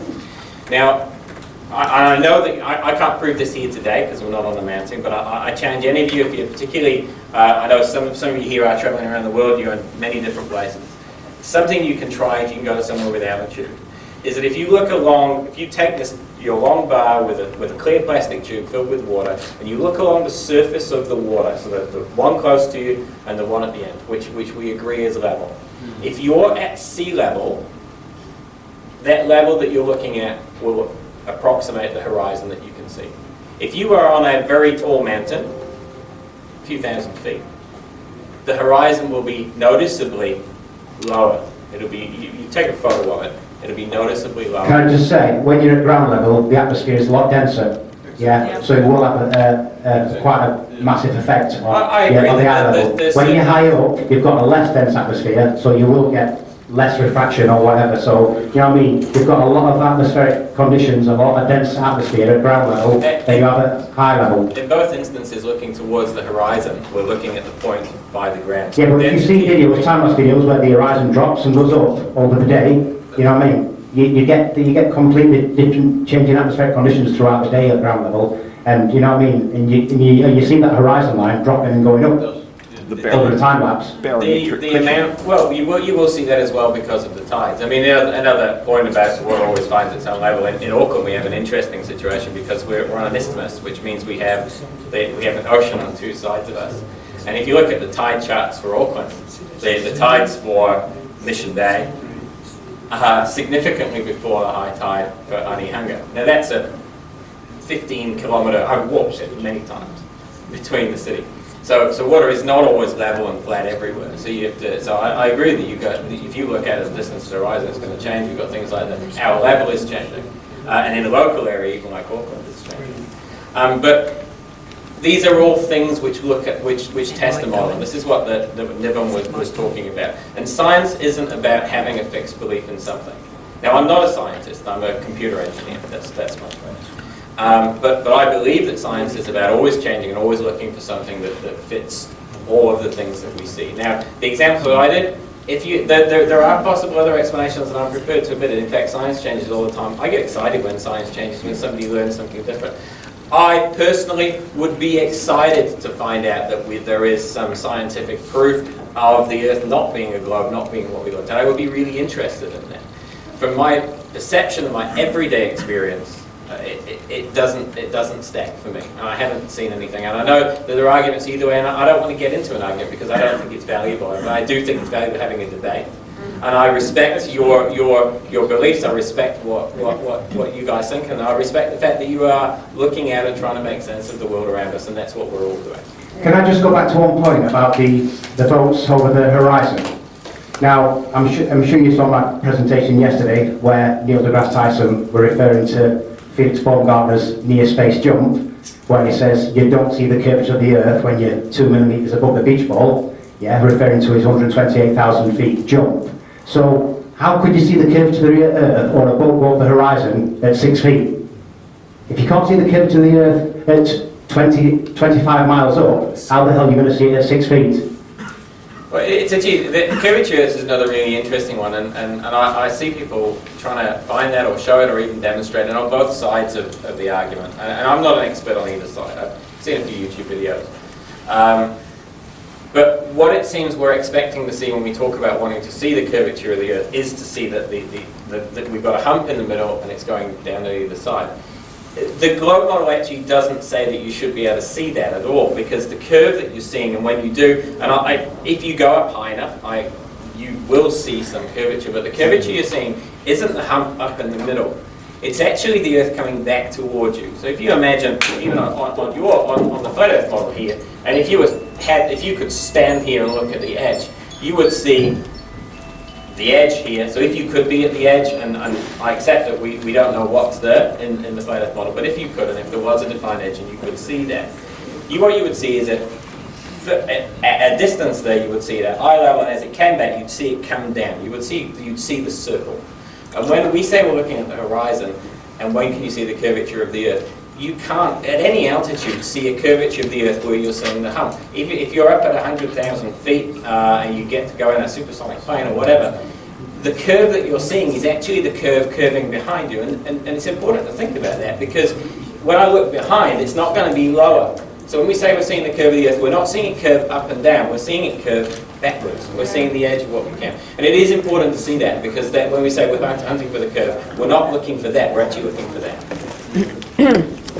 If you were on a ball and you looked in any direction around you, 360 degrees, you see a flat horizon. But you would be your curve, your horizon would be dropping away from you. As you go further in any direction in a 360 degree, in any direction you go to, you would be slowly travelling over the curve. Absolutely. So it's measurable. 8 inches per mile square, it's very measurable. It's an approximation. It's close enough to get the gist of what you're seeing. Over 100 miles in a straight line from where I am, I'm looking at 6,666 feet, is that it? But that's the amount of curvature between me, A, and B, over 100 miles. 6,666 feet of curvature. But understand that when you're looking down, understand when you're looking down. Mathematical fact. Understand when you're looking down, what you're doing is you're not looking at the hump in the way. You're looking at a line which is tangent. If you understand what I mean by tangent to the surface. Now hang on, picture this. I'm on a ball and I'm standing at A. Let's say at the top of this ball over here, and it goes away from me. Have a ball. They use the ball he's sitting on, it's bigger now. Oh yeah, that's Let's big ball there. This is even the lines of it. Well, here's the horizon. It's further away you get. Sorry. Here's the point I'm standing on, and I want to see a place 100 miles from here. 100 miles from here, I want to see it. Yeah? I'm looking at a straight line, I'm only 1.5 meters high. Yeah. So I want to see something. So wherever, I want to look at 100 miles from here. But according to the mathematical calculation, between A and B, between me and what I want to see, the base of it, there's a curvature of 6,666 feet. That's there. Whether I like it or not, it's there according to the math. I'm telling you it's not there. Yeah. Not over 50 miles, not over 100 miles, not over 700 miles. How do we know that? Because we've gone from visually looking at this mathematical anomaly and saying, it doesn't fit the dynamic that we've been given. It just doesn't With fit. infrared photography now, they can see. Can I interject here? Can I interject? Because this is quite relevant, something that I wanted to present, but we're pretty much out of time. We are, hold on a sec, because you actually can carry on with your debate if you want to. We have our afternoon tea now, it's right on 2 o'clock. We've got to keep to the time. We're going to have about a 40-minute break. And then we'll see what happens after that. But you can continue to talk, of course. But I don't, for myself, you still haven't given us any tangible experimental test that's been done ever that has absolutely proved the curvature of the Earth with seas. You know, even now, 10 seconds, can you name an experiment that was done that absolutely proved? And Henry sailing around the world. You can sail around both. No, not sailing. I'll tell you something real simple. If you got photographs of it, if I could give on screen, I'd show you. Actually, experiment. I don't want something that, it looks like it's going on. I want we need a tangible experiment that actually shows it, because we've done hundreds of them and the seas are level. I volunteered to give you something of an answer. Yes, I know, but we're out of time. But let's carry on while we just release everybody. We can carry on with the talk. If anybody wants to talk to them, you can carry on through. Get yourself a little bit of a snack and come back in. Okay, so we're going to thank you. We're just going to keep to the timeline. It's going great, and we can continue this. Yeah, going great. Thanks, Adrian. It's really good. This is great. Yeah, that's what it's all about, huh? Yes, it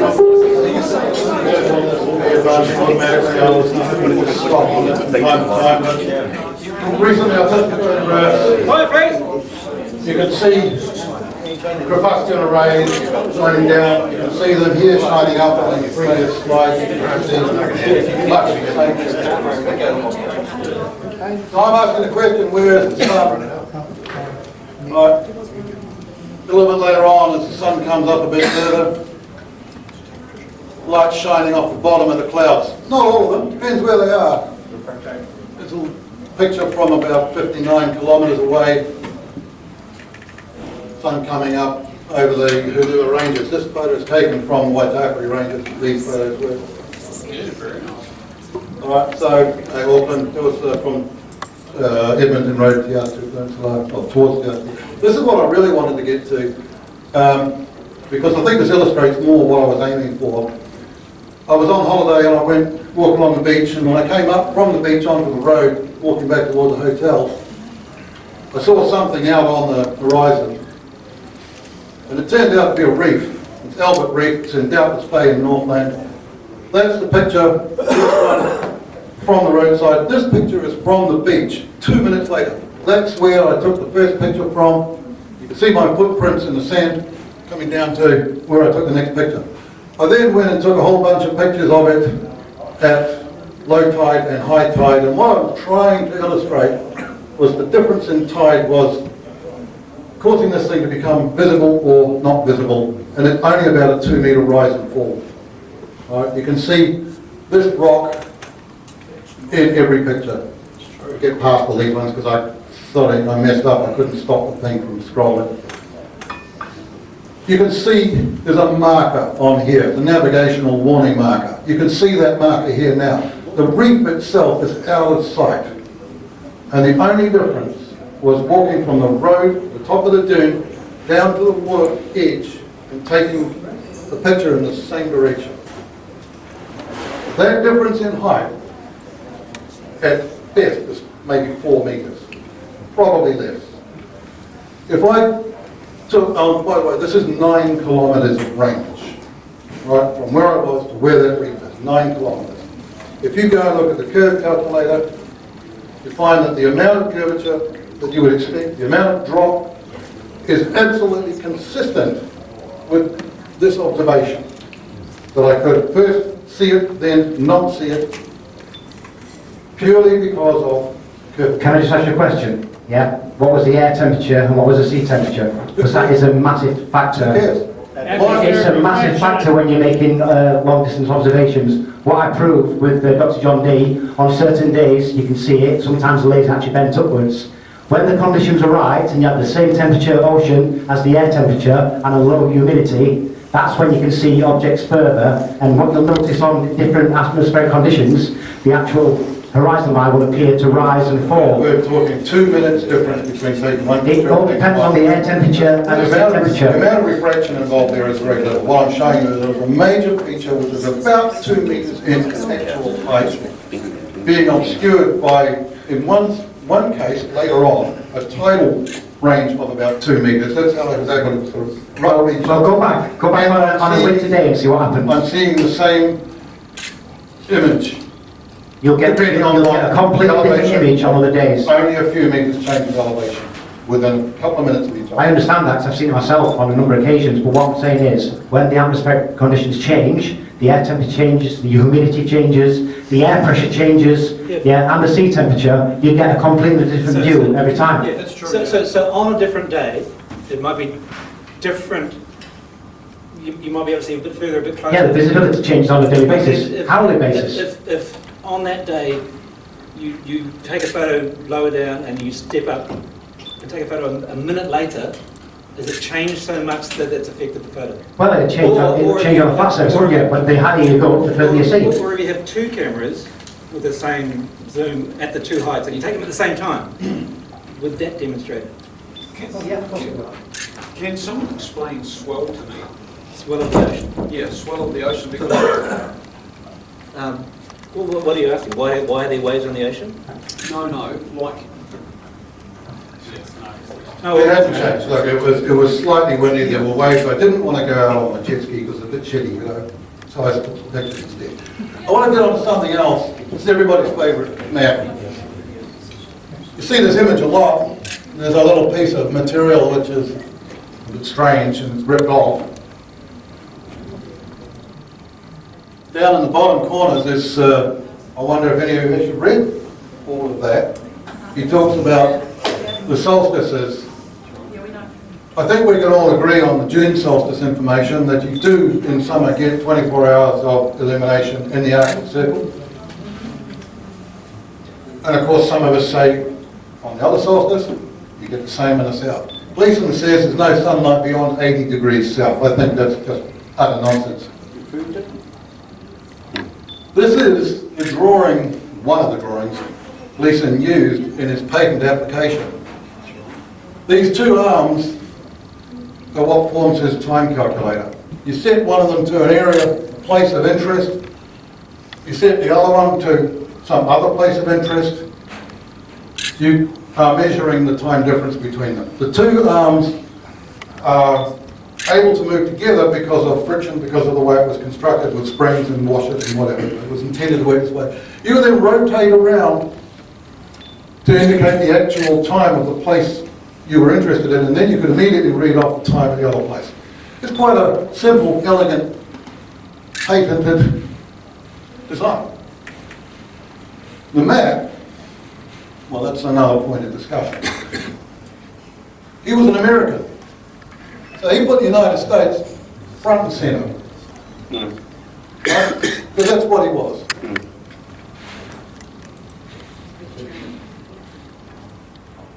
The map is not so extorted, and the interpretation is that extorted implies the same as distorted, out of shape.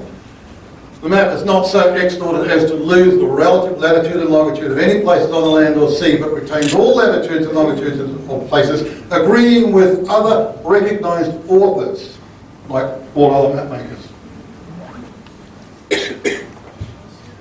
And at the proper relationship to the continents, The extortion of the map from that of a globe consists mainly in the straightening of the meridian lines, allowing each to retain their original value from Greenwich, the equator, to the two poles. Gleason himself, in producing his time and longitude calculator, acknowledges there are two poles. The map, of course, is exploded at the base into a flat shape, and therefore Antarctica becomes a ring around the outside in exactly the same way as on my t-shirt centered here in Auckland. In fact, the coordinates were chosen to represent this hotel. That map is centered here. Spain is around the outside. On the back, Spain is in the middle. This is the exact opposite map. Right? The Antipodes. Thanks for filling me in on the need to use that word. And New Zealand is spread around the outside. And so you can't see it. It's totally out of shape. The reason for the existence of this kind of map goes back to my first job when I left school. I went and worked for telecom part of what was then the New Zealand Post Office. And I trained as a radio technician. I had to understand the issues of propagating radio waves over long distances as a part of that. At some point during my time, I went and spent 3 months on a radio receiving station in Wellington. And we had this map, but it was centered on Wellington. And that was on the desk of our console, where if we had a ship out in the Indian Ocean, over here, you know, we would be called up from some other center, I can't recall what we refer to them as right now. They would tell us they had a vessel, some part of the world, needed to establish a phone communication, radio to landline communication.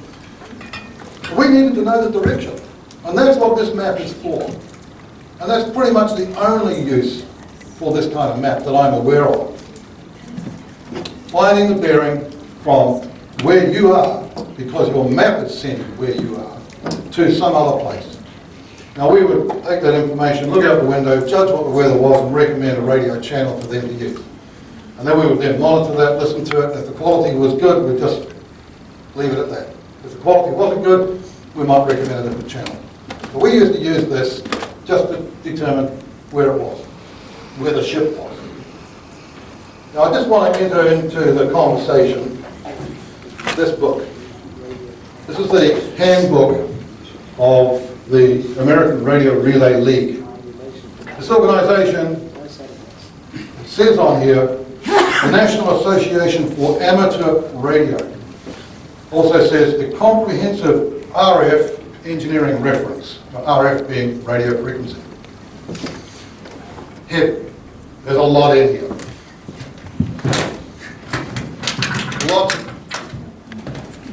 Lots of technical information that most of which now I would struggle to comprehend the full meaning of because I haven't been involved with it for so long. Fortunately, they came with a CD.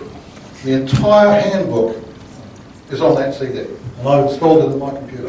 It's fully searchable.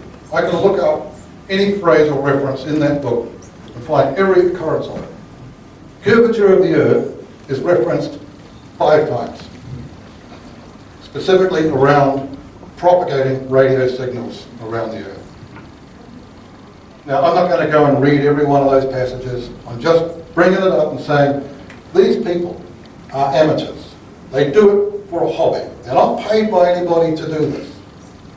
The members pay the national organisation, obviously, to publish big books like this. They're not shills. They're not making it up. They're actually inventors and engineers. Most of the major developments in radio technology can be traced back to a lot of these people. That's the kind of people they were. And they were doing it for fun. They were doing it for interest. They're making their own radio sets, making their own antennas, discovering things. And I was just talking with a few people about Earth, Moon, Earth communications. And there is actually a photograph, well not a photograph, it's a sketch, where they are in fact using the moon as a passive reflector. And that means pointing an antenna at it, sending a radio signal and receiving it elsewhere on the Earth. Using it as a reflector. We're not talking about ionosphere, right? That's a whole different method of propagation. This is a very specific thing. And one of the reasons they do it is they have a term called DXing, and it's like a distant exchange thing. It's them talking to each other. It's what they do. It's what they live for. Not me. I've never been a radio amateur. I have. I did the DXing with that. The ultimate DX would be the Earth-Moon-Earth communication, bouncing signal off the moon. The distance, round-trip distance, is about 500,000 miles. When you take the speed of light into account, which affects radio signals in exactly the same way as it does light, because they're all electromagnetic radiation, the delay would be about 2.5 seconds from transmit, reflection, receive. It makes the conversation pretty difficult, but it's testable. Now that one measurement will help confirm the distance between Earth and Moon. That delay would definitely occur. Even, I know you all don't believe it, men have never been on the moon, but no, I'm not interested in the question. I don't have time, sorry, I'm not trying to be rude, I don't have time. I wanted to be out of here a long time ago. I actually have work to go and do. Right, and I'm losing money doing this. NASA themselves said that that delay in one direction was about 1.25 seconds. So the 2.5 seconds, I'm not just multiplying it by 2. I have worked that out myself. One of the other things that I've done, other than radio, which was a long time ago, I used to be involved in computer networking. And I actually met Steve here through that because he was a customer of a business that I worked for, but that's irrelevant. We only stumbled across each other here today by mistake. or it was a coincidence, really, I should say. Destiny. One of the things that I did was testing a lot of cables, looking for faults in the cable network. At that time, we were using coaxial cable a whole lot. A communications protocol referred to as Ethernet. I don't know how many of you know what it's about, but anyway, back in the day it was a coaxial cable-based system. If you look at the manufacturer's data for their cables, you would typically find a velocity of propagation which would be some percentage of light speed. Typical of a lot of cable would be about 67%. And you're thinking, why? Well, what does that mean? Earlier on, you would have seen a number on the screen here of 300,000 kilometres per second being the speed of light. It's a big number, it's hard to comprehend. 300 million metres per second. It's an even bigger number, it's the same, but it's a bigger number to try and comprehend. Excuse me, But we can measure. Sorry for butting in. You just need to keep some kind of structure here. Yeah, well, I'm going to close up real quick. So. But the thing is that all the points that are being made, like you should make a point, keep it nice, and then the speakers should. Yeah, they should. But I've already mentioned, I should be at work now, and this is costing me. So all I'm trying to get to is, I didn't realise it. Sometimes the numbers are very big, very hard to comprehend. But take that 300 million metres per second velocity, divide it down, bring it down to a microsecond. Microsecond is a very easily measured piece of time with an oscilloscope. Much shorter times are very, very easily measured. But just to keep this in an easy to understand way. A signal injected into a cable 100 metres long will arrive at the other end, and if that end is not connected to anything at all, that signal will be reflected off the end and will come back to where it originated. And if I'm watching that with an oscilloscope, I can measure that time. 100 metres, there and back, 200 metres in a microsecond. That's 67% of 300 metres per microsecond, which is the light speed of the measure. It can be very easily measured, very easily demonstrated, and it confirms that the manufacturers know what they're talking about. And by extension, confirms the speed of light. And there are many, many other electronic systems and methods and tests that can be done. Steve over here also alluded to some of that by doing ping tests through known routes who know the speed of propagation. For fibre, it's a bit faster. Yeah. Do any of you actually know how fibre optic works? Yes. It works by refraction. Right? Different layers of glass in the structure of the thing, so that the more dense glass is in the middle and the light is refracted back towards the middle, and eventually it more or less travels straight down the centre and takes the shortest path. But it's measurable. We all can look it up. Some of us can actually do it physically. Now, I really am out of time. I had a lot of other stuff that I would have wanted to discuss, but I just don't have the ability right now to do that. One thing I will say, just the last two slides on here, we looked briefly at the fact that you can get sunlight 24 hours per day during the summer solstice, and around that time in the northern hemisphere. Right, this is the Arctic Circle, sorry, in the middle. It was a bit hard pointing with the mouse against my leg. And the other slide, this is grossly distorted. The sun here in the middle of this patch of illumination, well, it's not really in the middle, like this is. It's grossly distorted, and I think it's dishonest. But in the end, I just want to say, my opinions change with new information. And I would recommend to everybody to seek new information. We agree. A lot of information is the oldest. We actually lived that information when we were young. I think you need to go back and review that information and make sure that it's not just opinions that you're looking at. We get yours. Yeah, we just have 5 minutes to be able to listen. We'd like your opinion. Some of it is based on my experience and factual stuff that I have been qualified to deal with in the past. Would you mind if I asked you to condense everything into one specific point you'd like to make today? It isn't fact. Oh, that's great. Thanks. The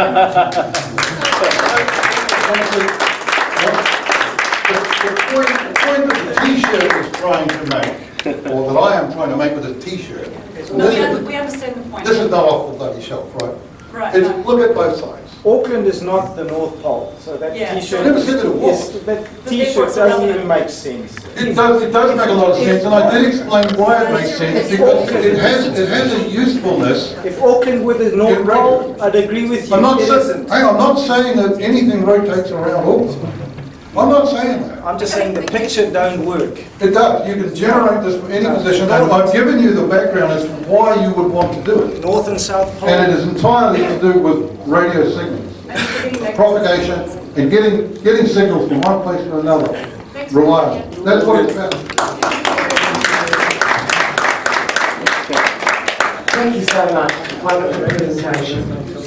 And so the next thing would be our panel is going to respond to that.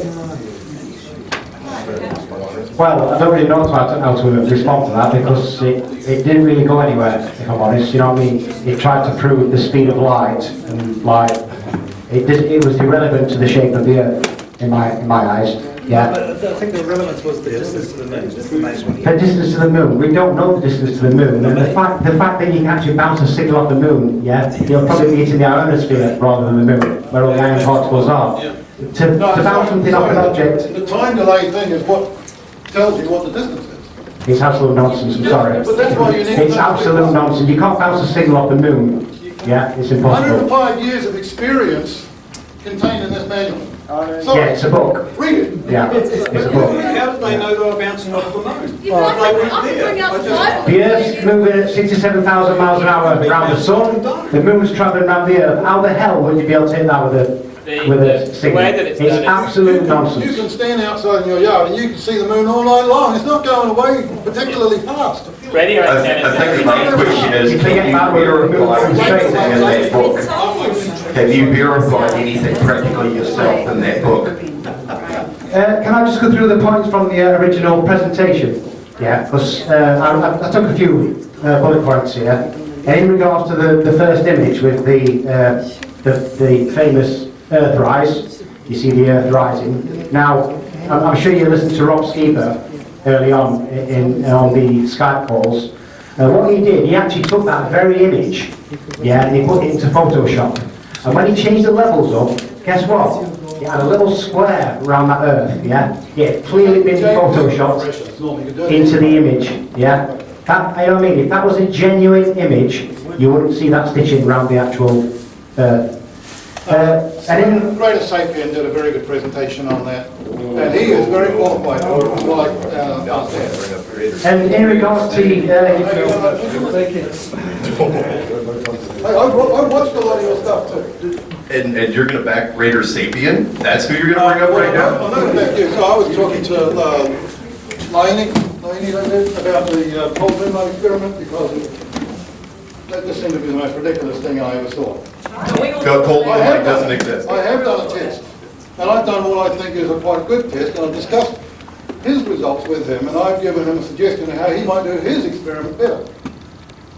And the cold moonlight experiments that we did and put on video and showed positive results are... Utter nonsense. They're awesome. Right. Yeah. And if that's utter nonsense, what about the rest? I saw a lot of other things. I saw you insulted Japan.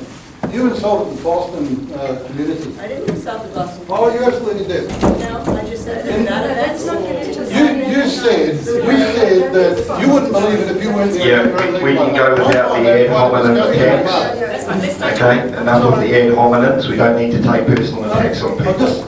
I don't like the attitude that was portrayed at that time. And I don't like the attitude you portrayed. Can we stop there now, please? You've had your turn to speak. Please, panel, Mark, Robbie and David.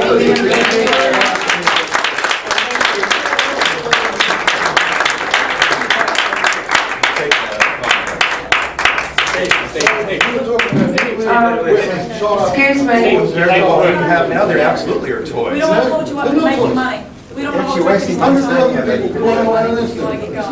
No, please can we not have an argument? This is being recorded. You've had your say for a long time. Thank you so much. Can we please have our panel, Thank you very much for your Robbie and Dave, to actually reply to those points there. Can I just say a thank you though? Yeah, that's And I will direct this to Mark. No, this is reality. Because if it were not for this, Yeah. there are a lot of things I wouldn't have done. I wouldn't have gone out and taken photographs of this beautiful city in the way that I have. No, we absolutely appreciate I it. thank you for stimulating me to do that. Very good. And with that, Thank you.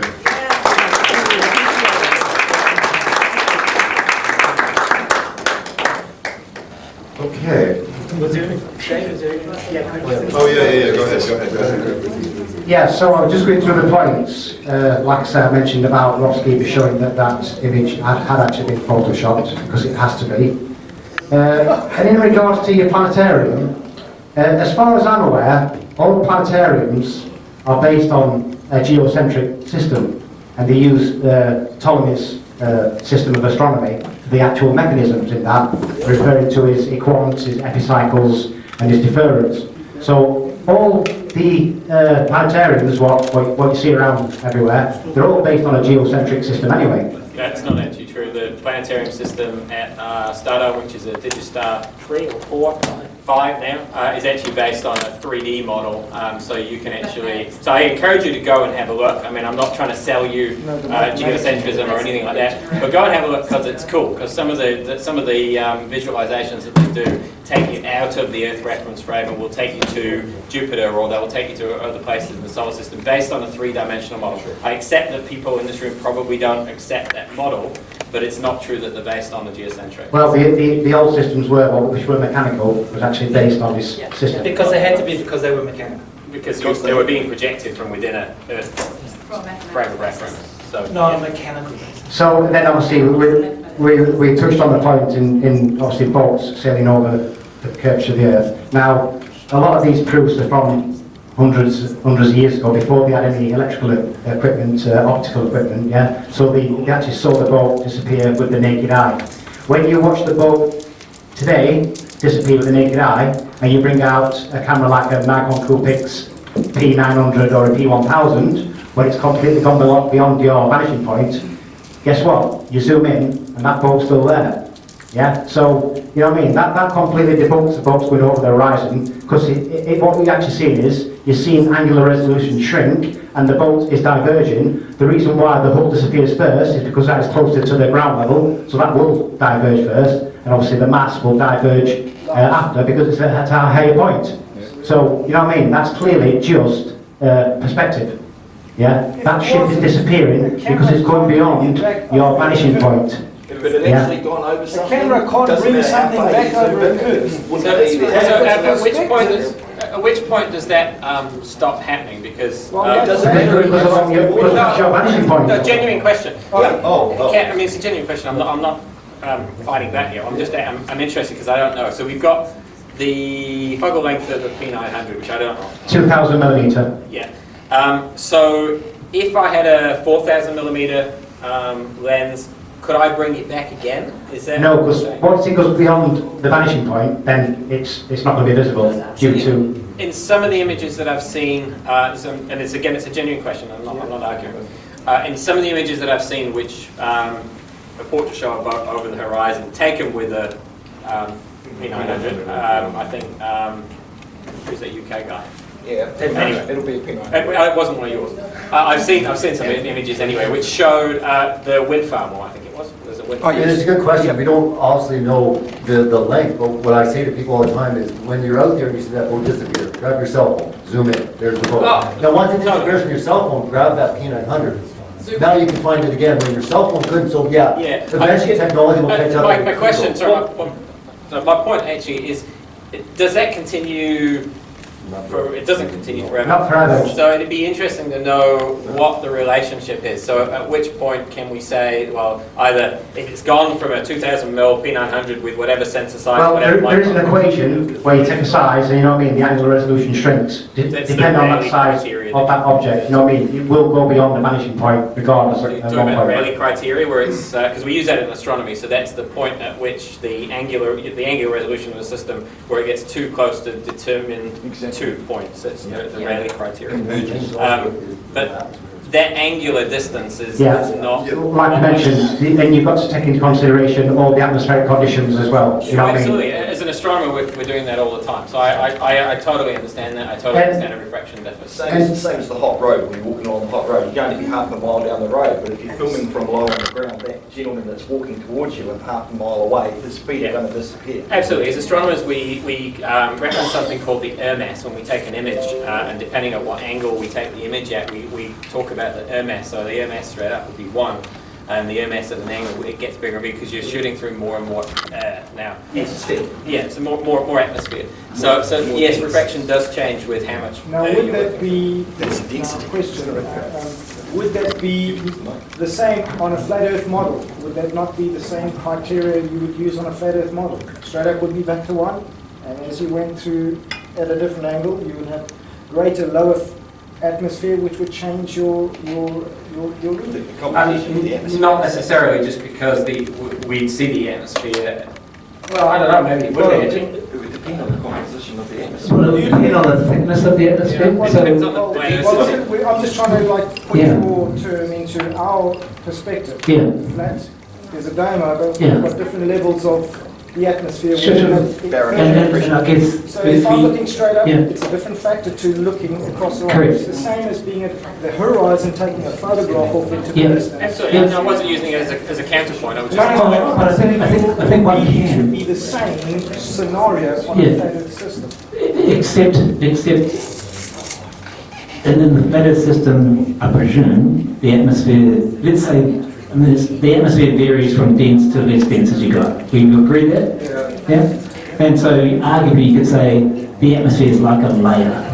Yeah, and it's a layer with variable properties. But that layer is the same over all the Earth. Well, no, because you've got ever-changing atmospheric conditions. Oh yeah. So the variation throughout. Sure. Yeah, but take a big scale. On average, there's some differences, but that's why we use standard refraction when we're doing these tests. Sure, but if you say you go up to what was defined as the edge of space, 100 kilometres.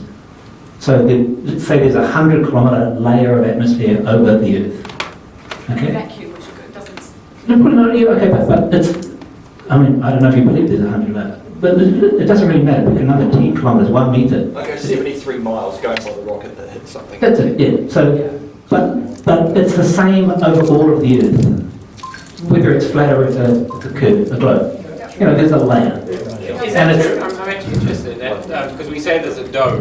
So is the atmosphere deeper? It's a genuine question. Atmosphere deeper at the North Pole than it is here, say? I think the further out you go from anywhere, the less your density, the higher up you go. I just mean in terms of the position.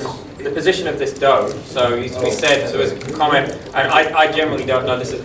Well, no. I mean, if the layer, let's use your argument, which is like, let's say the layer hypothetically is 100 kilometers or whatever it is. That's really not going to be any different on this model because the dome, whatever this dome-like structure would be so much higher that the 100-kilometer layer would be tiny by comparison. Sure. So in terms of this, how much atmosphere are we looking through? When we're looking straight up, we're looking through 100 kilometers of atmosphere, and as we look towards the horizon, we see through more and more of it. Now, if that atmosphere is flat all the way, you're looking through. There'll be a real lot of atmosphere when you're at a lower. I'm going to use my big globe, and you'll flat it for sure. Okay. So you can see, looking straight up, this is the thickness of the atmosphere. Right. Okay, so that's the thickness of the atmosphere. Yeah? So for your flat Earth, that's the surface of the Earth, and this is the top of the atmosphere. That's how thick the atmosphere is. Same, for argument's sake. Yep. And yours running around the ball. And ours runs around. Okay, so when you look through here, you look through 100. When you look at an angle through your one, you look through a different amount of air than you would on a curved one. Because in the curved one, this flows around. No. I know where he's going with this. No, that's fine. That's fine. That's fine. It would be different if I could draw it, but And honestly, because of the thickness of the atmosphere anyway, whether it's a globe or a flat, you're going to be going through thicker and thicker to where I think we've seen, what's the max distance at sea level, like 150 miles, the Hawaiian Islands or some of those islands out there that we can see things through, and then after that, the atmosphere gets so thick, it's like looking underwater at a whale, you know, it's gone. Okay, so looking quite low through your model, you'd be looking through a lot. Yes. You'd have to look through a lot to see stuff close to the horizon. Whereas on this one, you break out of that 100 thing quite relatively early, differently. To this one. But who does that help in this case? Well, I'm saying is it's a measurable thing. You kind of, because you look at things at different altitudes, you can kind of use that refraction. Yeah, I have another question, if I may, which is really just something I've only just thought of, so I haven't put too much thought into this. One of the panel can explain to me why we can see the stars that are low on the horizon. So, for example, we can see the Andromeda Galaxy from here at certain times of the year, which is obviously a big feature in the northern hemisphere sky. If we can only see through our atmosphere 150 miles or so, why is it that we can see stars that are, even in a localized dome, they must be, at the smallest dome we can put on, those stars that are in the northern hemisphere must be thousands and thousands and thousands of miles away. Is there a special property of stars in the flat Earth model that allows them to be seen low to the horizon across a big expanse? Because it doesn't really change. And just as a follow-on to that, and Pam can explain this afterwards, it's a similar thing if we look at the size of the moon. I know Dave's done a lot of lunar imaging, and we look at the size of the moon, and we're saying the moon's getting further away, it's getting smaller and smaller and smaller. We don't see the size of the stars change. So if I look at a constellation that's in the northern hemisphere from the southern hemisphere, and I measure it, and this is very easy to do, right? Take an image with a telescope, and you can count. You know, Dave, you can count the distance between two objects, and if you know the focal length of your system, you know the size of your sensor chip. It's very easy with simple maths, just adding and subtracting, multiplication and division to calculate what the distance between those are. I haven't seen on images that I've taken in the northern hemisphere and the southern hemisphere, there's no difference in the angles of those stars, even though I would have thought by perspective if they were quite local and close to me in the northern hemisphere and quite local further away, I would expect to see a difference in angular size. So a couple of genuine questions. I'm interested in the answer. Yes, in regards to the stars, like I said, we do believe that they're a lot closer because the astronomical distances that we're given, are just unbelievable. You know what I mean? I understand. I accept that. And like I say, for me, like I said, the stars are within the firmament. And like I say, and where the light comes from, I just don't know. You know what I mean? It's not really my subject as such.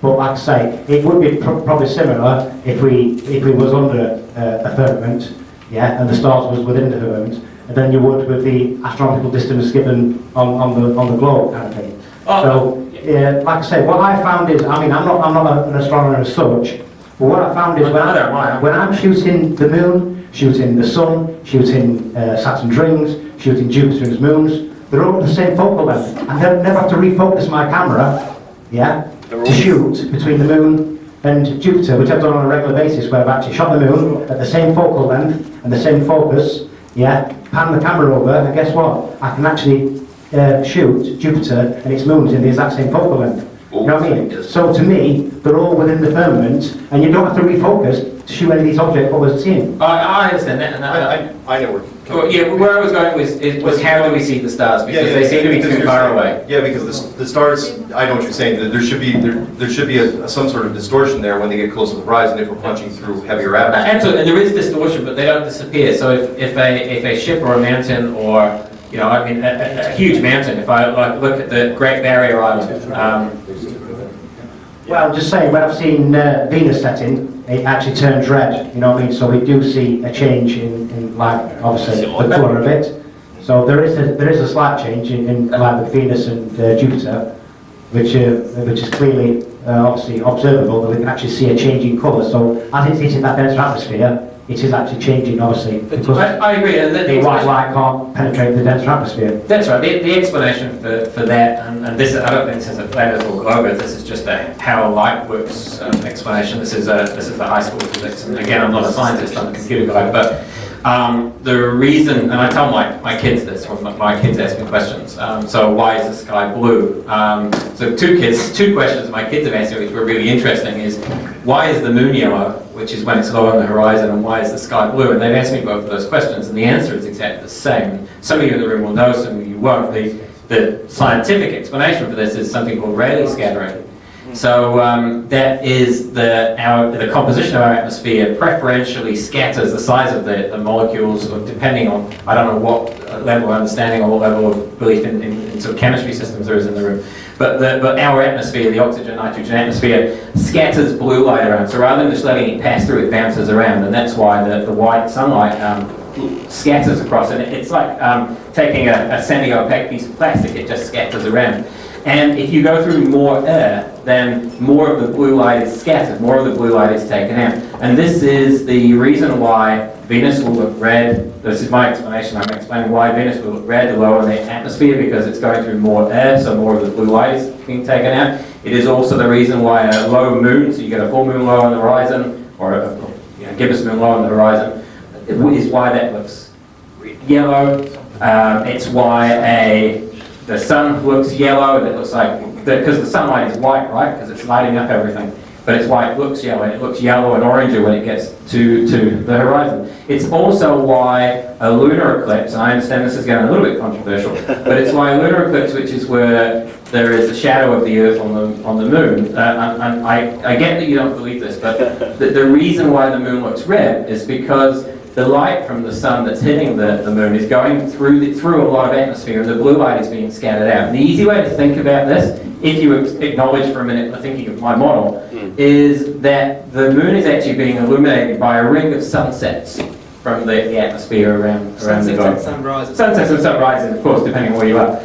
So all of these phenomena are consistent with looking at the atmosphere going over a curved surface. And like I say, hopefully that addresses that. I think the point about this, being able to see the stars and Venus and all those things that are a long way away, whether they're in or on the firmament, they're further away than a ship on the horizon. Yeah? Or Great Barrier, or something on the Earth's surface. But they haven't disappeared. But for some reason, the ship disappears because it's gone past this vanishing point. But the stars in the firmament haven't disappeared. And I don't understand that. And if you watch Venus or Saturn as it goes to the horizon, it goes all the way to the horizon. I mean, it really does, and that's way further than, even in the flat Earth model, those stars and those planets are way, way further than those ships or those mountains are. And just one last point about the stars in the sky. Well, they must be, because the stars aren't at Great Barrier Island.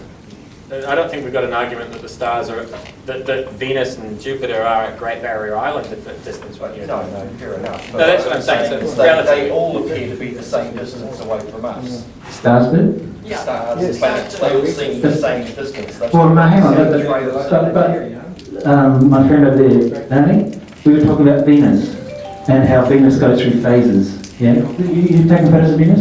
And sometimes it looks like a crescent moon. Yeah, it looks like a crescent moon sometimes. Yeah. Yes, I filmed it. And why is that? Why does it look like a crescent Well, moon? like I say, it's a good question, you know what I mean? Yeah. Well, because my answer to the question, and the only way backing up here, is because it's between the sun and the earth, and its orbit around the sun means we see phases, and I can show you why this works. Because there are times when Venus is the other side of the sun, and it's quite full, just like the moon is full when it's the other side. Yeah, this is, like I said, this is what we've been talking about. We're trying to talk about the ground beneath us feet, and we're talking about Venus now, you know? Yeah, well, so that's all observations you can make from the ground and look up in the sky. You can look up, but you're not going to determine the...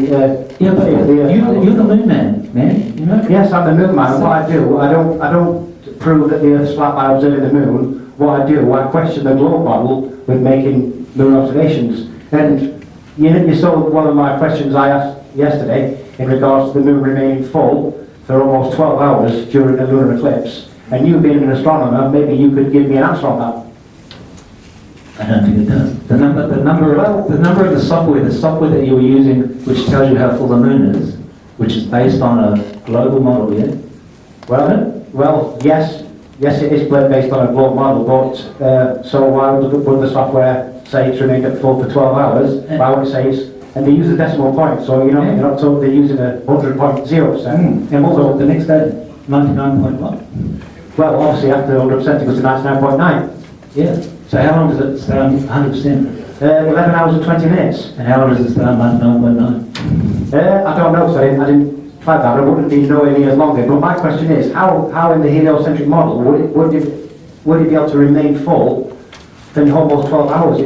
It's impossible. Well, it might just be that it hasn't got down to 99.9%, because it has to go up to 99.9%, and then it goes to 100, and then it stays at 100 for 11 hours 20 minutes, then it goes to 99.9%. And then it goes to 99.8. Yes. A minute later, or an hour later, or 5 hours. Well, I'm not sure 100% time, so I just measured the time at 100% full. Keep doing the experiment. Do better experiments. Yeah, but like I said, this only happens during the lunar eclipse. Why that happened for such a long period of time, for 11 hours and 20 minutes? Why did it stay at 100%? Well, because... Yeah, like I say, as an astronomer, can we just take this question back and just just want your answer or your opinion on that question without saying what about 99.9%? Why does the moon remain full during an eclipse for an extended amount of time? 1.0%. Completed not an eclipse, you mean, or at all?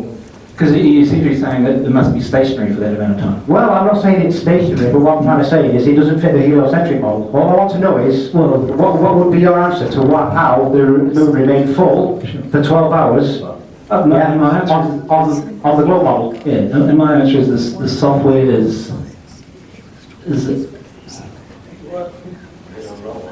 the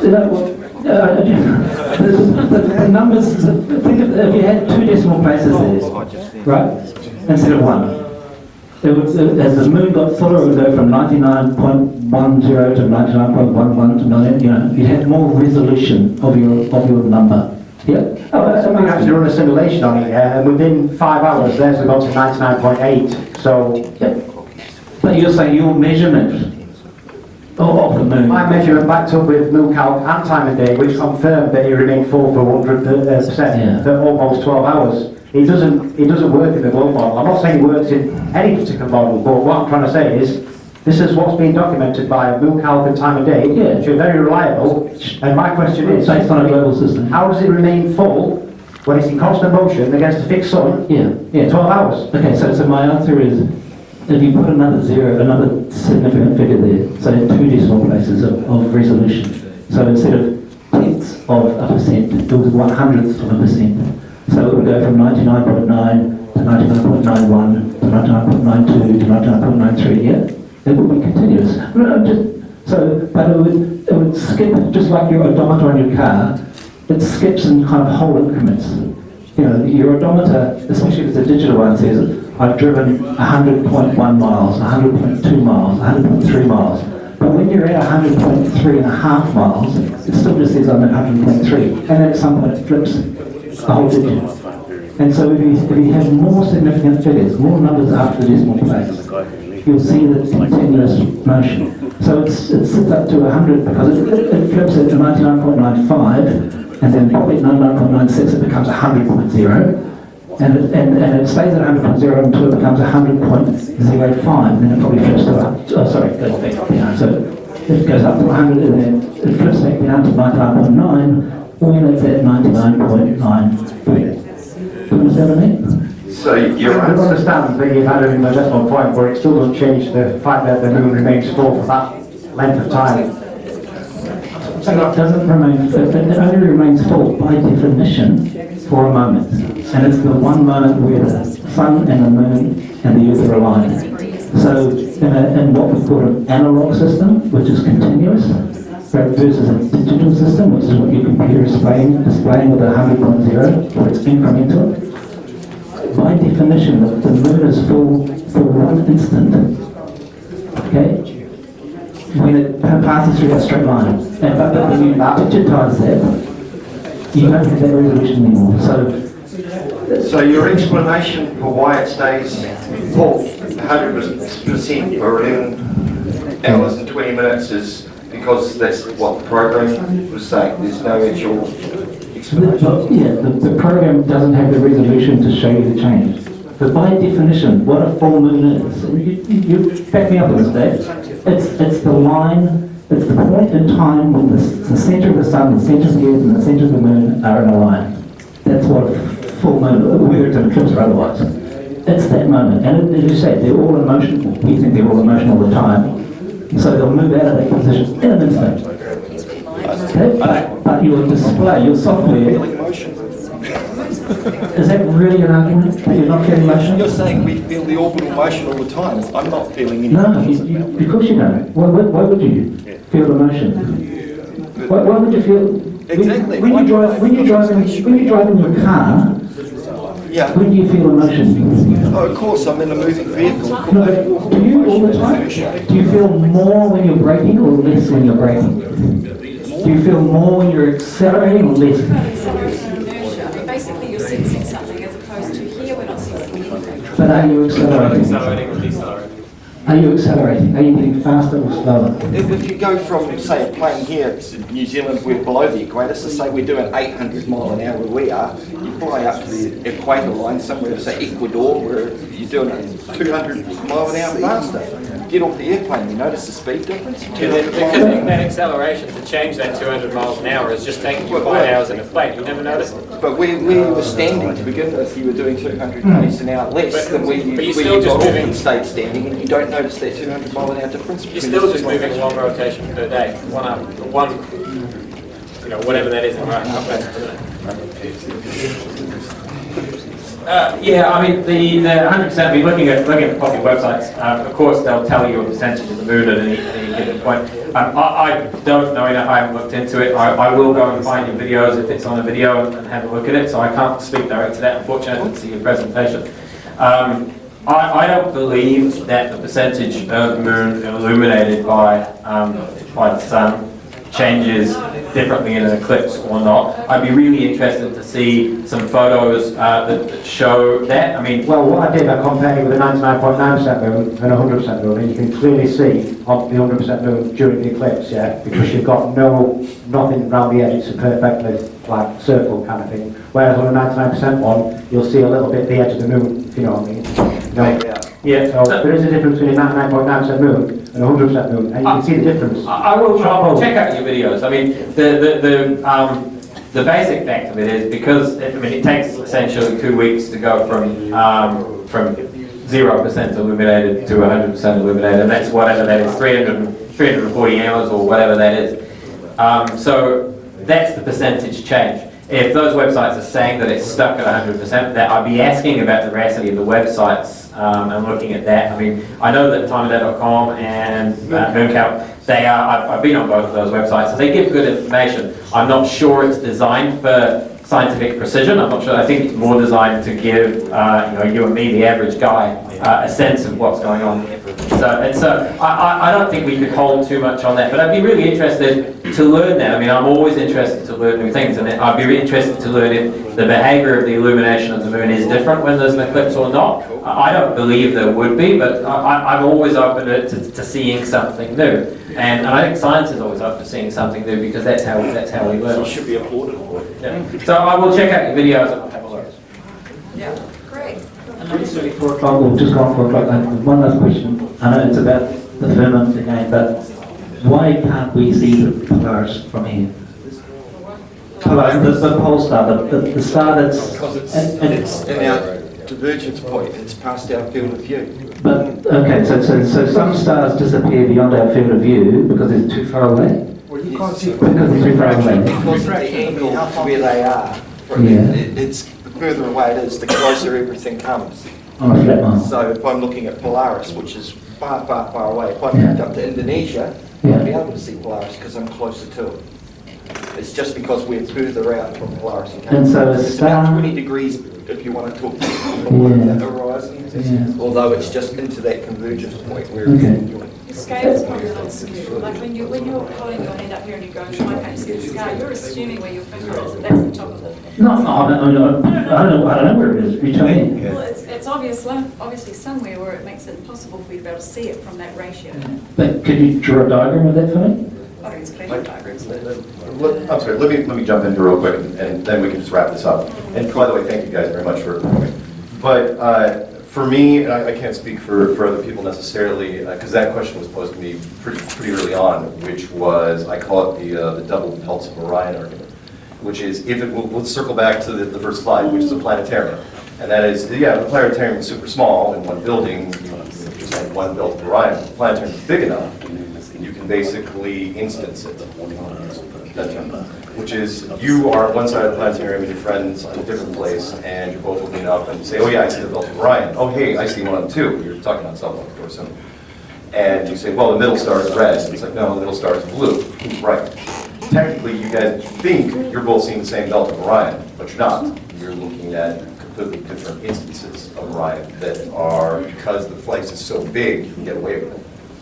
Okay. I know. I like it. I don't quite understand. But in the planetarium, you can't see the North Celestial Pole and the South Celestial Pole. If it was big enough, you could. If it was big enough, you could. If it was 20,000 miles wide, you could. Because then you create an entire separate system of stars. One for the inner track, wherever my thing is. One for, oh, sorry. That's all right, thank you. Actually, I would have forgotten, but yeah, give it to me. One for the inner track and one for the outer track. So the inner track, yeah, the Polaris works just great. What's the inner track? The inner track would be, sorry, since technically there is no north, south, east, and west on thing, and we only call it the North Pole because we have no other word for it. Yeah. The inner circle, the innermost part, that would be the whole Polaris system, is how you would see it. But the southern track, you would treat it completely different. The so outer track. The inner track is northern hemisphere, what we would call northern. Yeah, exactly. Yeah.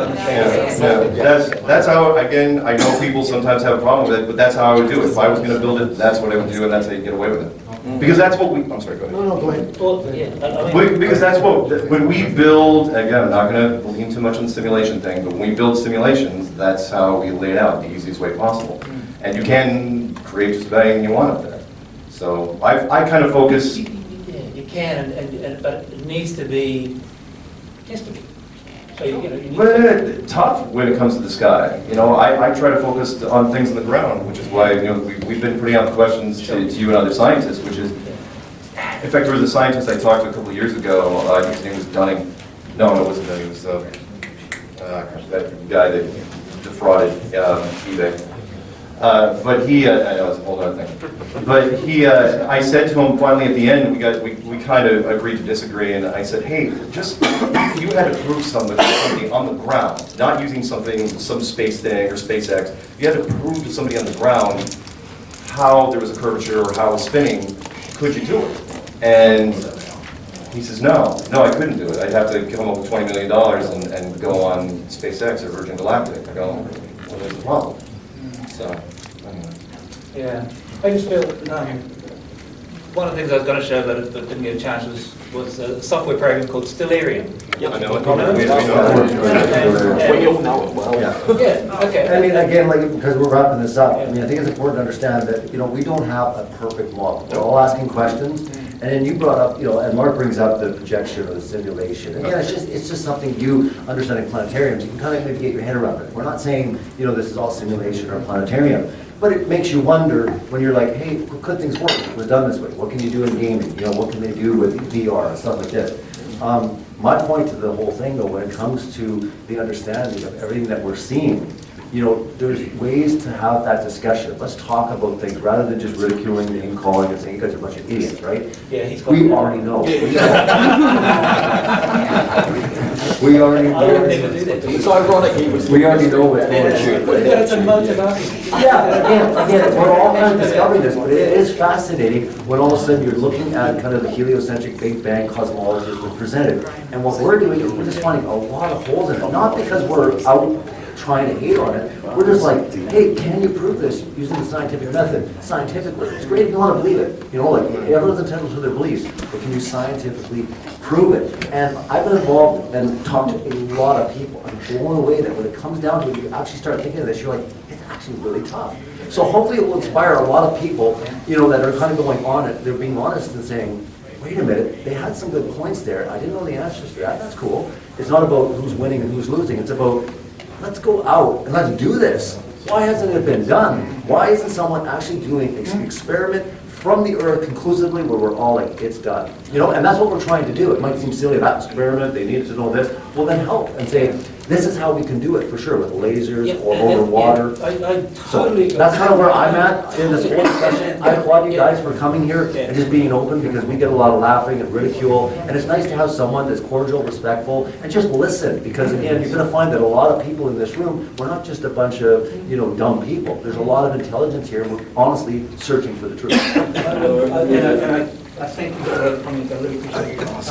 And what wouldn't I be, before I leave, you go to a grumpy day. What wouldn't I be for you? You guys are nice people. I hope I'm a nice person. No, absolutely. I'm happy to have a conversation. Because conversations are, discussions about ideas, and there can be good ideas and bad ideas, and right ideas and wrong ideas. Maybe right and wrong's not right, but different ideas. You want to be able to justify with evidence. And I totally agree. Why can't I go and take some photos at the same time of a ship going over the horizon from one point with a big long pole? I can. Why don't I do that? And with that satisfy, the thing I wanted to say about experiments, take a minute, and it was Joran Campanella from the movie? Jared. So, but the one thing he said in there was, I've really got a lot more respect about people doing experiments. Experiments are hard. He might not have said that, but it's true. Experiments are hard, especially if you've found. These laser things across the bay there. And you said in your own words, when the conditions were right, I could see it. And what, from a scientist's point of view, is you want to control the conditions. And trying to do stuff in the atmosphere, in the real world, really tough, because it's changeable, it's variable, it's horrible.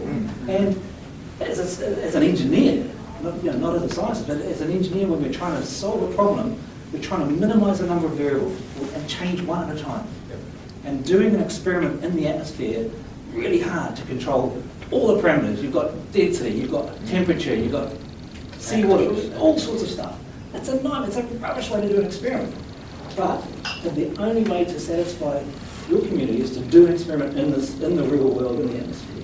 We have to devise an experiment to do that. And I don't think it's that hard, and I'm motivated to do that. Cool, that's great. Awesome. Can I just do a little discussion here? Let's do it offline. Online. We run out of time. Are we done? No, if you want to, are you guys going to hang around for a little bit? The official, we're done the official thing, we're wrapping that up, and then if people want to have discussions. I don't know if it's sunny outside or not, but I've got the solar telescope. I don't mind if you turn it off like that. I still want to ask my question. Yeah, we'll definitely do that, but I'm just saying the speakers, we're just going to basically say, okay. Yeah, I'd just like to say thank you for your time, and it's been a pleasure. Thank you very much.